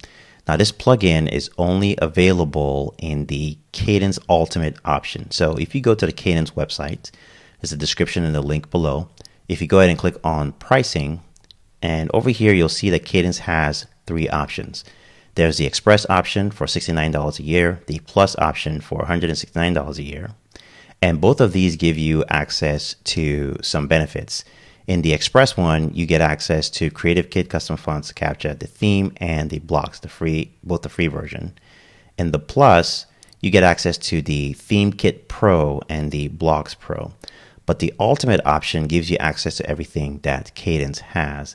And one of those things is the Child Theme Builder. But in addition to that, you get access to Shop Kits, conversions, Pattern Hub, and a whole host of other features. Within this option is where you have the Child Theme Builder, which is what we're going to need to convert our website into a child theme that we can then turn around and sell. Okay, so I'm already logged into my account. So in the account, as you can see, I have access to all of the tools that Kadence has to offer. And this is the Child Theme Package Builder over here. I'm going to go ahead and click on download. It's going to download it to my computer. And now I can go back to the website that we just built. We're going to go to the dashboard. We'll go to plugins. We'll click on add plugin. Upload plugin. Click on choose file. And I'm going to go to my downloads. And here's the Kadence Child Builder plugin. Click on open and install. From here, we'll say activate. And we now have the Kadence Child Theme Builder in here. I'm going to go ahead and activate it with my license key. Okay, and that is now activated. Okay, so now that it's activated, I can now go to the dashboard to refresh. And down here, we'll now see the Child Builder from Kadence. Okay, so from here, I'm going to go ahead and click on Child Builder. And we're going to go through the process of turning this website into a child theme. So first, let's go ahead and give it a name. I'm going to call this the Coach Child Theme. And the slug will be the same thing. We'll just call the slug the Coach Child Theme. The author is Clifton, WP. And here we can put a nice description. Okay, we can go ahead and add a screenshot. So click on add, upload, select, and I have a screenshot to add here. And then there's the optional theme URL and optional author. So we'll just use Clifton WP as the theme URL. We'll leave the author URL, or we can actually use the same one here. And the version will be 1.0. That way, if we improve on this, we can have 1.1, 2.0, and so on. Okay, let's go ahead and click on Save Changes. So next we'll go to the demo import config, and from here we'll put in the template name, which is going to be the coach. The template preview URL is going to be the URL of where we built the website, and that has to be publicly available. So I have my URL from Cloudways. I'm going to go ahead and paste that in. And then the template preview image, this is going to be the image of the website when you're importing it. So there'll be a preview there, and you'll see this when we demo the import. So let's go ahead and click on add or upload image, and I already have the image uploaded here. So I'm going to go ahead and use this file. And then the template brand name is going to be Clifton WP Themes. And then we need to add a brand logo that's a square image. So I'm going to click on add, and I already have a square image prepared. So click on upload files, select, and here's my image. Okay, let's go ahead and save those changes. All right, now if I had a pattern hub attached to this, then this is where we'd go ahead and configure that pattern hub so that when people downloaded the theme or they purchase the theme, they get access to my pattern hub as well. So this is a very, very powerful feature. A pattern hub is basically a hub in Kadence built with the pattern hub plugin where you can have different sections, different patterns stored that people can use very quickly in their designs. The final tab here is the generate child theme tab. And what this does is it allows us to basically generate the child theme. So this will essentially create a file that you can basically upload into your WordPress install and automatically have the website completely built and configured show up in that install. So let's go ahead and do that right now. I'm going to click on generate child theme, and what's happened now is that it's downloaded the coach child theme zip file down to my computer, and that is now ready for us to go ahead and install. And that is how you generate or you create a child theme out of the website that you built. Okay, so the next step now is to go ahead and test out our child theme by installing it in a fresh install of WordPress.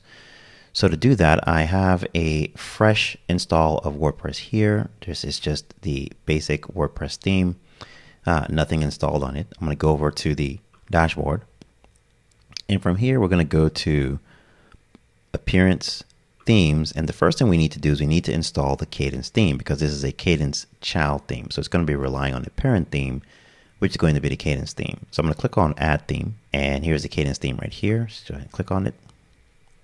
Click on Install. All right, so it's been installed, but I'm not going to activate it. Okay, so we don't need to activate the theme. We just need to make sure that it is installed as a theme in our theme repository here. Okay, so it's been installed. Next, what I'm going to do is I'm going to go ahead and install Kadence blocks. So from here, I'm going to go to Plugins, click on Add Plugin. We'll do a search for Kadence blocks. Click on Install now and activate. Okay, so now we have Kadence blocks installed. Let's go ahead and remove these plugins because we're not going to need them. Let's go ahead and click on Delete. All right, and now we need one more plugin in order for this to work. So we're going to click on Add Plugin, and that plugin we need is the Kadence Starter Templates. So let's come over here to search plugins, and we'll type Kadence Starter, and here's the Kadence Starter Templates. Let's go ahead and install that. We're going to need that in order for us to install our child theme. Click on Activate. Okay, so we have the Kadence Blocks plugin installed. We have the Starter Templates installed. And if we go to Appearance, go to Themes, we have the Kadence theme installed, but we don't have it activated. Okay, so now what we need to do is we need to go ahead and upload our Kadence child theme. To do that, we're going to click on Add Theme, select Upload Theme, click on Choose File, and from your computer where you downloaded the theme, go ahead and select that theme, click on Open, click on Install Now, and now we're going to activate this theme. Okay, so now the theme is now activated, so we can see the Coach Child theme over here, and we can see the Kadence theme over here as well, and the child theme is what is activated. Okay, so if we go to Theme Details, you'll see all those details we were filling in all over here now. Okay, here's our screenshot. So we see what it looks like. Okay, now if you go and you visit the website right now, you're not going to see your content. You're going to see the theme and the styling, but you won't see any of your content, right? So in order for us to get our content in here, we're going to use the Kadence Starter Templates to do that. So that's why we installed the Starter Templates in the first place. So we're going to go back to the dashboard. You're going to go to here where it says Site Assist. Click on Starter Templates. Once you get to the Starter Templates welcome screen, you'll see the Clifton WP themes option here, right? So there's the Kadence option, pre-designed templates, and then there's the Clifton WP themes, which we have installed. So you can choose from any one of these still, but we don't want any of these. What we really want is the Clifton WP themes. So make sure that that's the one that you selected right here. And this is the coach theme. Let's go ahead and select it. We'll leave everything as is. Click on finish and launch. And this is going to start the import of the demo content. So let's go ahead and click on it. And right now it's installing and activating any plugins and importing the content. Okay, so now the content has finished importing, and now we can click on see my site, and you'll see here the full site has now been loaded in your fresh WordPress install. Everything in place, ready for you to customize to your liking. Okay, so that theme file that we downloaded when we generated the plugin, that is what you're going to sell when people want to purchase your template. Okay, and this has all of the pages installed. Okay, online programs, about, everything in here. Okay, so now they can go ahead and customize this for their own business, or if they are already a coach, they can just go ahead and put in their information and be ready to go in just a matter of minutes. Next, what I'm going to show you how to do is how to go ahead and actually sell this very easily using SureCart. Okay, so in order for us to sell our child theme, we're going to need to do two things. First, we're going to need to create a product on our website. Second, we're going to need to create a dedicated checkout for that product so we can easily send people to that checkout when they're ready to go ahead and purchase the child theme. Okay, so to do this, we're actually going to be doing this on cliftonwp.com, and I'm going to show you how to do this on your own website. You are going to need to have a WordPress website in order for this to work, because we're going to be using SureCart.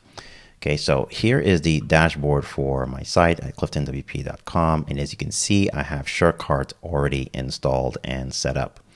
If you don't know about SureCart, SureCart is an e-commerce platform that allows you to be able to sell physical and digital products very easily. You can also sell them as subscriptions, one-time payments, and installations. And I have a full and in-depth tutorial on SureCart, and I'll link that in the description below. Watch that tutorial so you can learn everything you need to know about SureCart. Getting started with SureCart is completely free, and you get access to all of its features, even in the free version.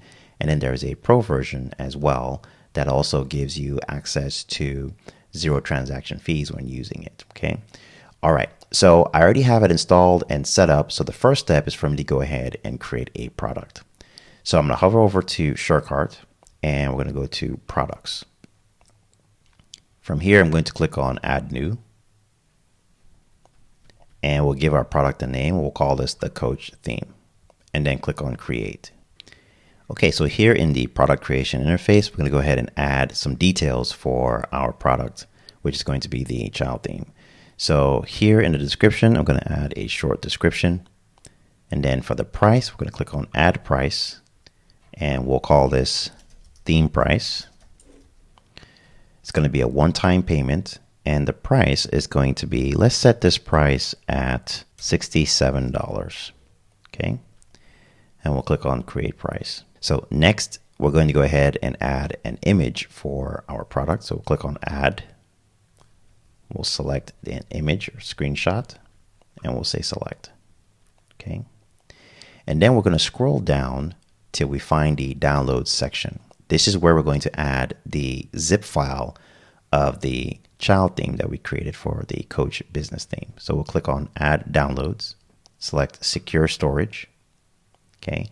Now I've already uploaded the zip file to the secure storage, but if you hadn't, you can just go ahead and click on Upload Media and then go ahead and upload the zip file here. Okay. So I'm going to select that zip file and then click on Choose One File. It's going to add the zip file for me. Okay.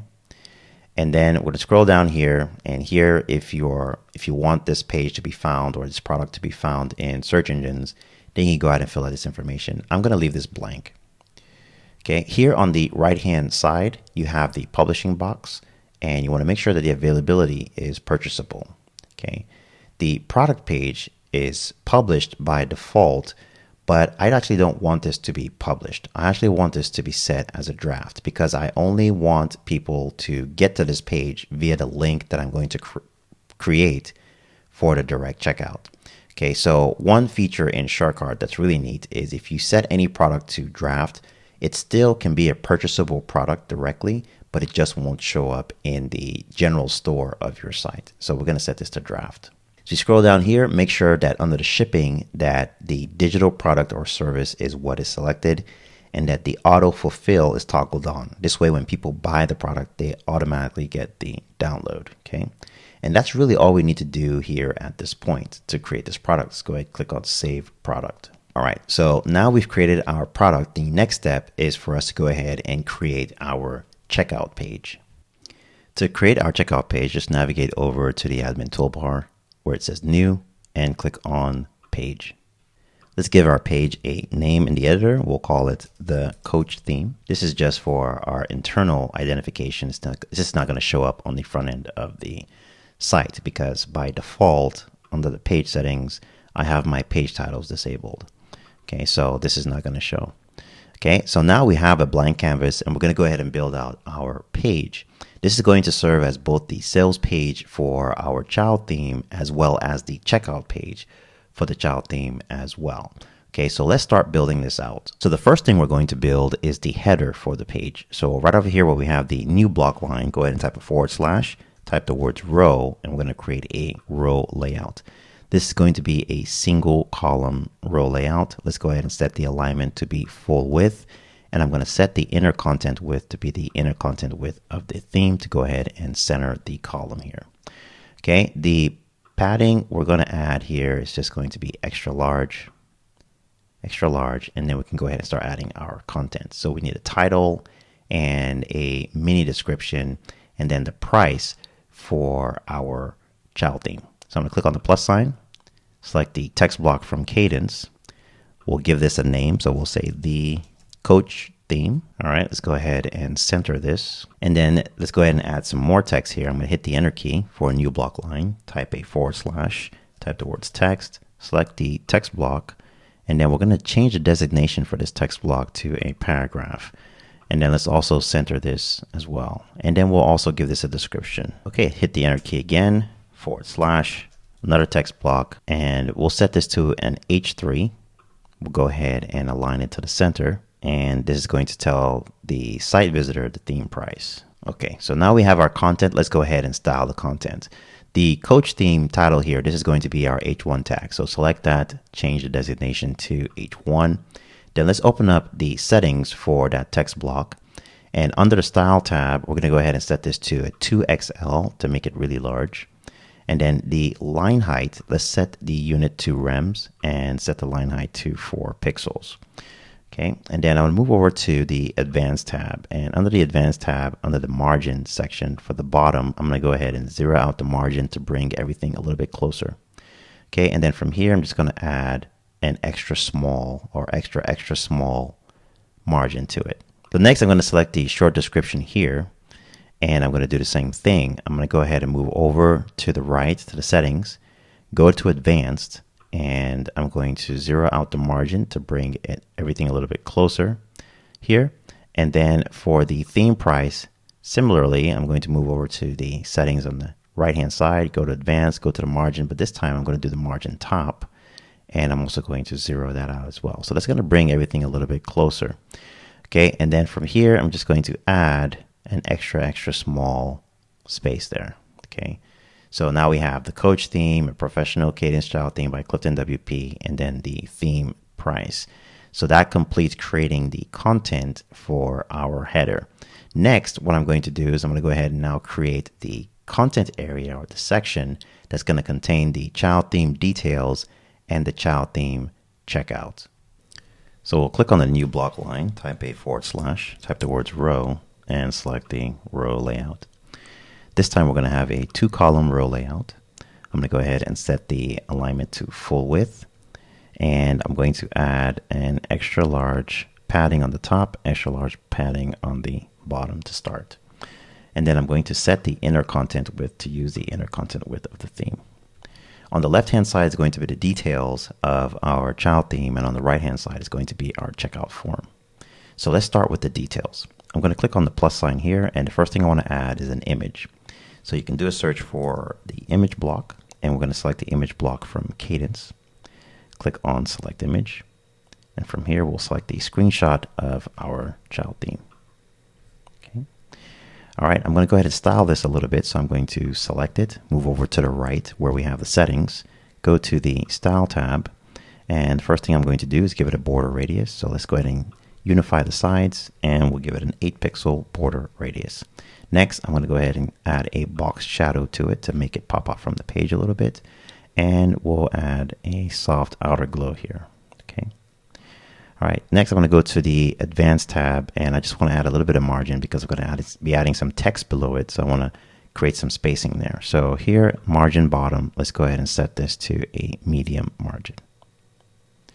All right. Next, let's go ahead and add the details for our child theme. I already have some copy prepared, so I'm going to click on the image, click on the vertical ellipsis, click on add after, and then I'm going to go ahead and paste in those details. Okay. Just basically talk about what's included and who it's for. Okay. The other thing that I also want to make sure is included here is a link to a preview of the child theme. Okay. This way, when people are looking at the checkout page, if they want to see what it looks like, they can open it up in a separate tab. So for that, I'm going to click on the image again, click on the vertical ellipsis, click on add after. I'm going to type a /, and this is going to be a button. So just type the word button. We'll select the buttons block from Kadence, and here we'll say view site demo. And let's go ahead and style this button. So I'm going to select the button, move over to the right. And here where we have the style tab, I'm going to select that, go to icon settings, and I'm going to do a search for an arrow, or actually better yet, let's do an eye instead. Excellent. And then for the link to this, let's go back to the general tab, and the link we're going to use is basically the link for our website that we built, or the version of the child theme that we built on Cloudways. Okay, so that's publicly accessible. So I'm going to go ahead and go back to that Cloudways build, select the link, copy it, go back to the page, and add it to the button link field. Let's go ahead and save that there. And then the last thing I want to do is I want to make sure that this is set to open up in a new tab. Okay. All right. So now we have our view site demo link, and we have our sales copy in the left-hand side. On the right-hand side, we're now going to go ahead and add our checkout form from SureCart. To add the checkout form, let's go ahead and click on the plus sign in the second column. And from here, we're going to type the word checkout in the search bar there. And we're going to select the checkout form block from SureCart. This allows us to be able to build checkout forms for our products, and we can build dedicated checkout forms for our products. So I'm going to go ahead and select it. And we want to create a new form. And the form title is going to be the Coach Theme Checkout. Click on Next, and it's going to start by asking us to choose a design. There are many designs you can choose from. There's about 7 designs. All of these are just starting points. You can actually build your own checkout form from scratch, but it's great to start with a starting point and then customize it as you see fit. So in this case, we're going to select the simple checkout form here. So let's go ahead and select it. Click on Next. It's going to ask us to add a product. Click on Add Product. And you can see here, here's our Coach Theme product. Let's go ahead and select that. Product's been added. The product options for the customer must purchase all options is fine. We will leave the thank you page toggled off for now, and then go ahead and click on Create. Okay, so this is our checkout form. Now, some of the fields are hidden because it's a dynamic form, but if you open this up in List View, and you'll see the checkout form here. If you open up the form, you'll see all of the different components that are contained within this form. Okay, so now that we've added the form, before we customize it, let's just take a look at what everything looks like on the front end so far. So to do that, I'm going to go ahead and click on Save, and then let's view the page on the front end. Okay, so this is what our checkout page looks like so far. We have our title, description, and pricing. Our details are on the page, and this is what the checkout form looks like.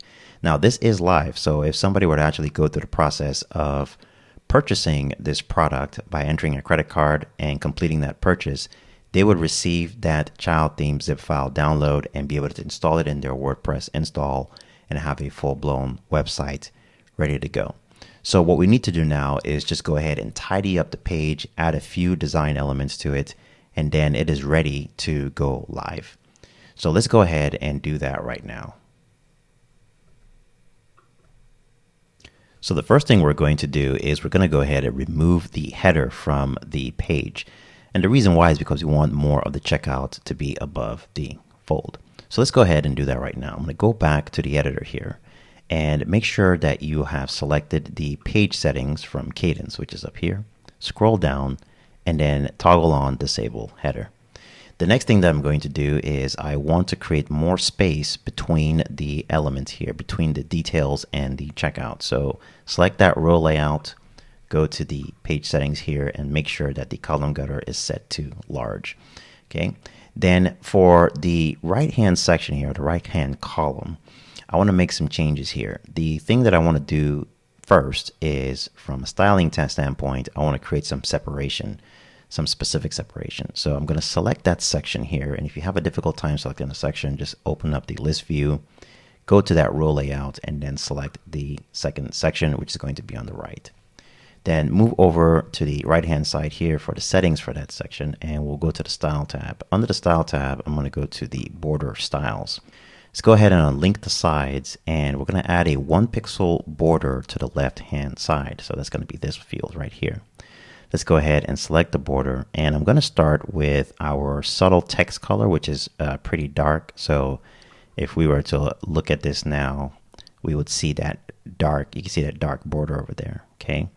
And what I want is I want that to be just a little bit lighter. So I don't want it to be so prominent, but I do want it to be there to show some separation between the details and the checkout. So I'm going to select the section again, go back to the border styles, click on that border section here, and I'm going to start reducing this.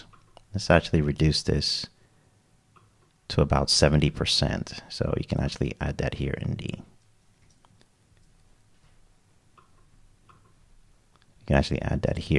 alpha field. Okay, and then to have a better chance of seeing it, let's also, with that section selected, go to the Advanced tab, and here in the padding left, let's go ahead and increase this to a large padding, okay? All right, I'm gonna close this out, and let's just select away from there so we can see what we have, okay? So you can see that border over there. I still think it's a little bit too dark, so let's go ahead and reduce that opacity some more. So with the section selected, let's go to Style, go to Border Styles, come over here, and let's set this to 40%. Okay, that is much better. Okay, so the other thing that I want to do is I want that border to span the full height of the row. So now I'm going to select the row layout, go to Advanced, go to Structure Settings, and we're going to click on the inner column height at 100%. Okay, so that's going to span the full height of the row. Okay, so now that looks pretty good. Then the other thing that I want to do as well is I want, when you're scrolling or when the site visitor is scrolling and reading the details, I want the checkout form to remain in place. To do that, we're going to have to activate the sticky settings for it. Now, because this is a direct row, we actually need an additional section to make that happen. So what we're going to do is open this up in list view. We're going to open up the row layout and open up the second section that contains the form. From here, I'm going to select the checkout form, and then I'm going to click on the vertical ellipsis, click on add before, type a /, and start typing the word section. You're going to see the section block from Kadence. Let's go ahead and select that. And then with this section block already selected, move over to the right, go to Advanced, and go to the sticky settings, and we're going to click on Make Sticky. We're going to give it a header offset of 32 pixels. Okay, and now we just need to drag our checkout form into that section. So you can do it right here in list view. Just go ahead and click on the checkout form and then move it up right where you see the section until it's highlighted, and then drop it in.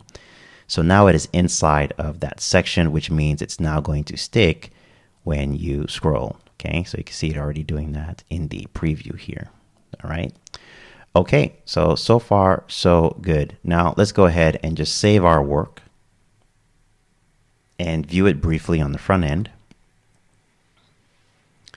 All right, so now you can see we have a little bit more better presentation now, right? So we can see a separation between the details and the checkout. And as we scroll, the checkout remains in place while the site visitor continues to consume the details of the theme. Okay.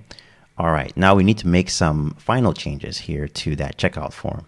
The one thing we want to do is we want to get rid of the ability for them to increase the amount of product that they can buy, or to even remove the product at all. And the reason why you want to do that is because this is strictly for them to be able to purchase the theme. And because it's a digital product, there's no reason for them to go ahead and increase the number that they're buying. They can use this product on as many sites as you are allowing. Okay. The other thing is it only asks for an email. So we want at least a first name and last name, an email, and you might even want a phone number as well. Okay. So if someone's buying something here, you might want to collect some additional details. So we want to go ahead and add those details to this checkout form. Okay. So let's go ahead and make those changes right now. So from here, I'm going to go back to the editor. And I'm going to make sure that I have the checkout form selected, which I already do. And then I'm going to open up this in list view. First thing I'm going to do is remove that summary section. So let's open up the checkout form, open up the form fully. And here where it says totals, this actually is what contains those summary items. Okay. So what I'm going to do is I'm actually going to remove the entire totals section here. So let's go ahead and click on it. Click on the vertical ellipsis. And then we're going to click on delete. Okay, so now that whole section is now removed. Then the other thing that I want to do is I wanted to add a first name, last name, and phone number to this checkout. Okay, so to do that, I'm going to make sure that the checkout is still selected. And I'm actually just select the email field here. Click on the vertical ellipsis. Click on add before. You type a / and let's add the phone number first. So / type the words phone, and you can see there's a phone number field. Let's go ahead and add that. And let's make this required. Okay. Excellent. Next, we're going to add a first name, last name, but I want them side by side. So these we're going to organize in columns.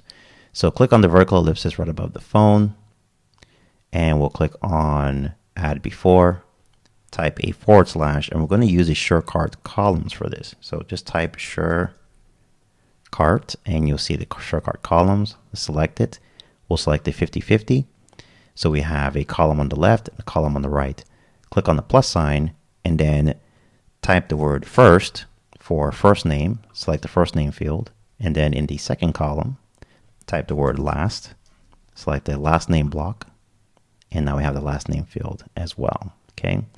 Now, one thing I do want to do is I want the email to be above the phone number. So select the email, click on the up arrow here, and that's going to move it right up there for you. Okay, so far so good. I'm going to go ahead and save this work for now, and then we'll check it out on the front end. Okay, so now we can see we now have a first name, last name, email address, phone number, and then the card payment, and then the purchase. Now, even though we have the price here, one of the things that I enjoy about SureCart is the ability to be able to customize the submit button here, or the payment button. And I want the pricing to actually show up in the payment button as well. Let me show you how to do that. From here, we're going to go back to the editor. Select the purchase button. Here on the right where you have the settings, we're going to toggle on show total due in button text. Let's go ahead and click on save. And when we view this on the front end, now we can see the pricing shows up here in the purchase. Okay. All right. So our elements are coming into place very nicely. There is one more thing that I'd like to add. So the top area of the checkout is a little bit bare. So I want to add something here that is more of a prompt and a call to action. I also want to reduce the spacing here a little bit as well to pull everything higher above the fold. So let's go ahead and take care of that. I'm going to come over here to the editor, and the first thing I'm going to deal with is that spacing. So let's go ahead and actually decrease the spacing here to just a large, and the spacing at the top of this one to just a large. And we'll do the same thing for the top here as well. Okay. All right. Then the next thing that I want to do is I want to add some text right above the checkout, something that says buy now or purchase this theme.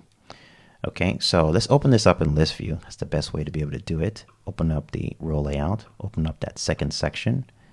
And here where we have the checkout form, I'm going to go ahead and click on the vertical ellipsis, click on add before, type a /, type the word text. We're going to select the text block from Kadence. Let's set this to an H3, and we will say, we'll type here, purchase this theme. Okay. All right. I'm going to come over here to advanced, and here where we have the margin bottom, I'm going to add just an extra small, or maybe even up to a small margin there. Let's click on save, and then let's see how that looks on the front end. Okay, that looks great. It is competing a little bit with the theme price over here, so I'm going to go ahead and fix that.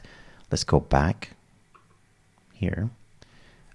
Let's select this again, and what I'm going to do this time, actually, why don't we just make this an H2 tag, and then reduce the font size to a medium. All right, so that works out actually much better. Click on save, view it on the front end, refresh, and this is much better. Okay, so purchase this theme is kind of a command here, and then they know that, okay, this is where I'm going to go ahead and purchase the theme, and everything looks great, and right above the fold where they can even see the purchase button here as well. Okay, now the final element that we need to take care of is we need to take care of the fact that we've made some changes in desktop. Now we need to make sure that this looks good on a mobile device, and then we also need to make sure that our demo site has a link back to our landing page for when people choose to buy the theme. Okay, so let's go ahead and take care of that. So I'm going to come back to the editor here.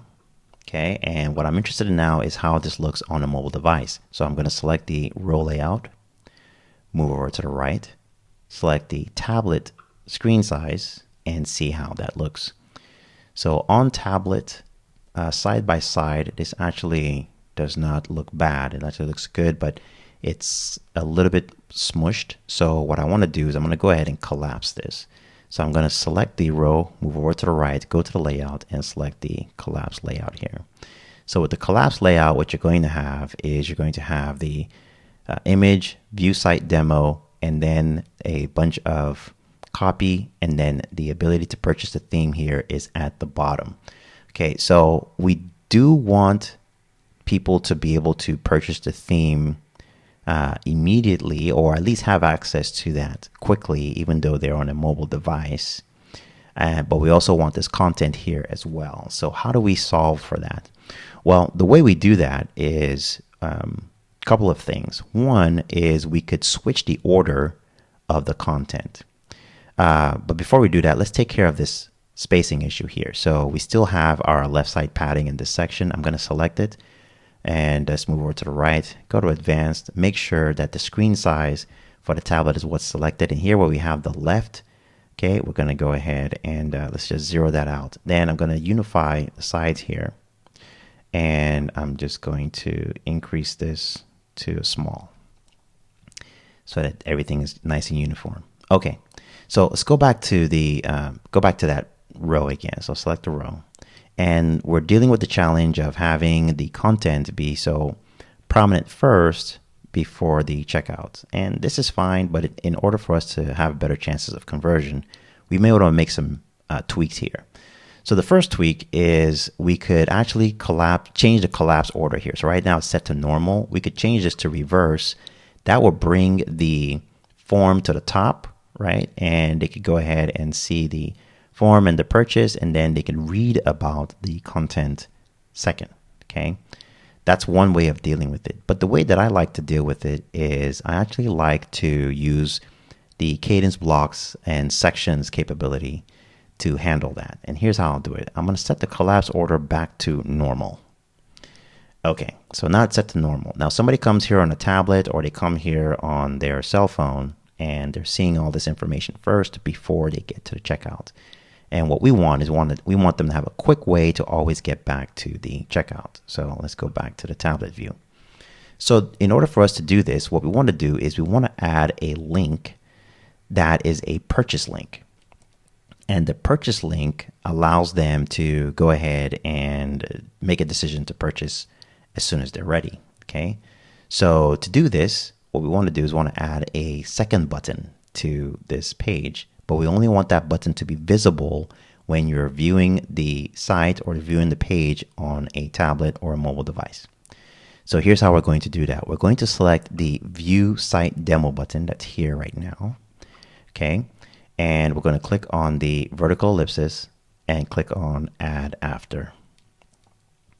We're going to type a / and we're going to create a section.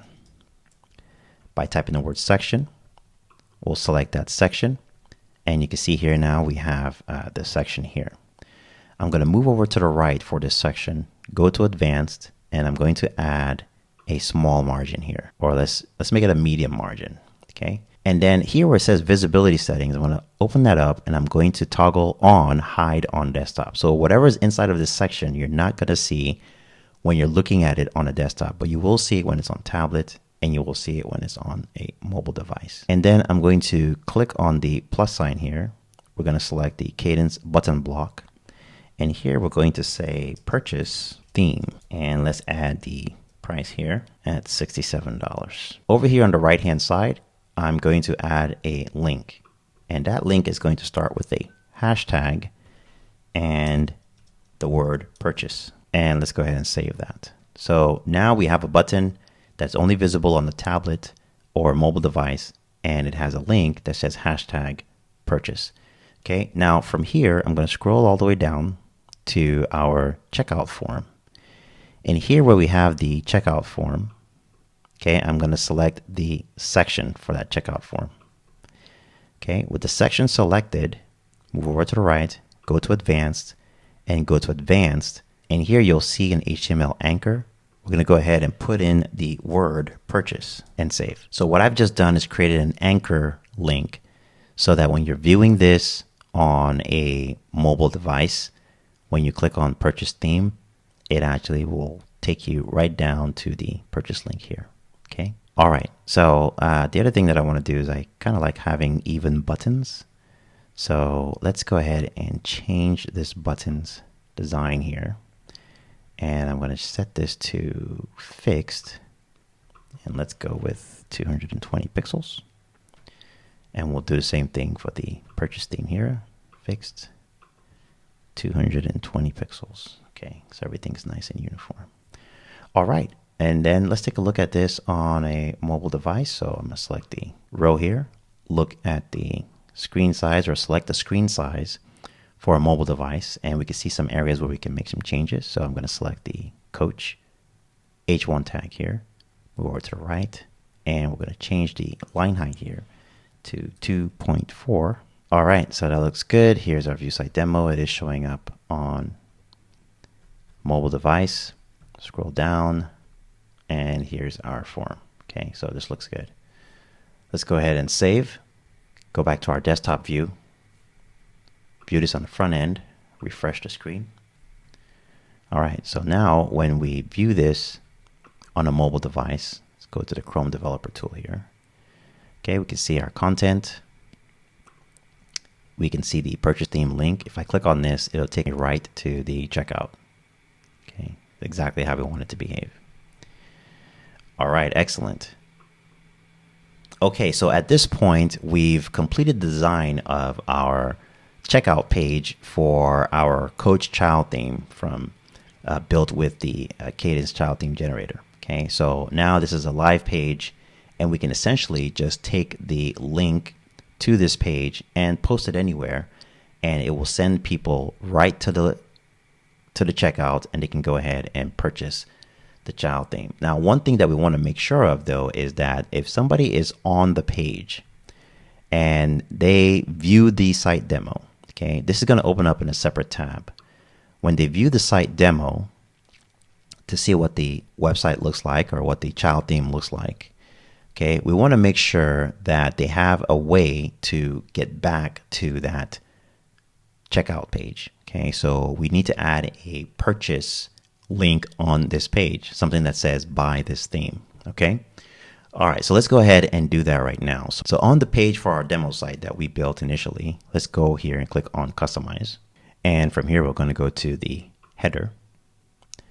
And here we have the top row. We're going to click on the plus sign in the middle, and we're going to select the HTML widget. Okay. Go ahead and click on the cogwheel And here you'll see an area where you can go ahead and insert some content. So we're just going to insert some simple content here. It's going to say purchase this theme, and we'll put the price. Okay, and if we want to be more specific, we'll actually say click here to purchase this theme. Okay, and we want to make that a little bit more prominent. So to do that, here where we have the top row, click on the cogwheel for that top row. We'll go to design, and for the top row background, we'll set that to a dark background. So let's go ahead and set this to a dark background. Okay, and then for the padding, set the padding to 5 pixels. And then for the color, let's go ahead and click on the cogwheel for the HTML widget. Go to design, and we will give it a font color. Well, let's give it a font color of white. Okay. And then the link color, we can also leave that as white, and it already has a hover color of yellow. So this is fine. Now all we need to do is turn it into a link. To do that, go back to the cogwheel for the HTML here. And here where we have the text, we're going to go ahead and highlight this text. Then we're going to go back to our checkout page here. Okay, and we're going to grab this checkout link. Okay, we want it all the way up to there. Copy. Go back to the demo site.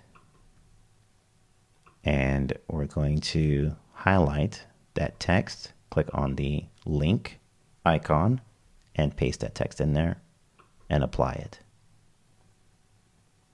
Okay.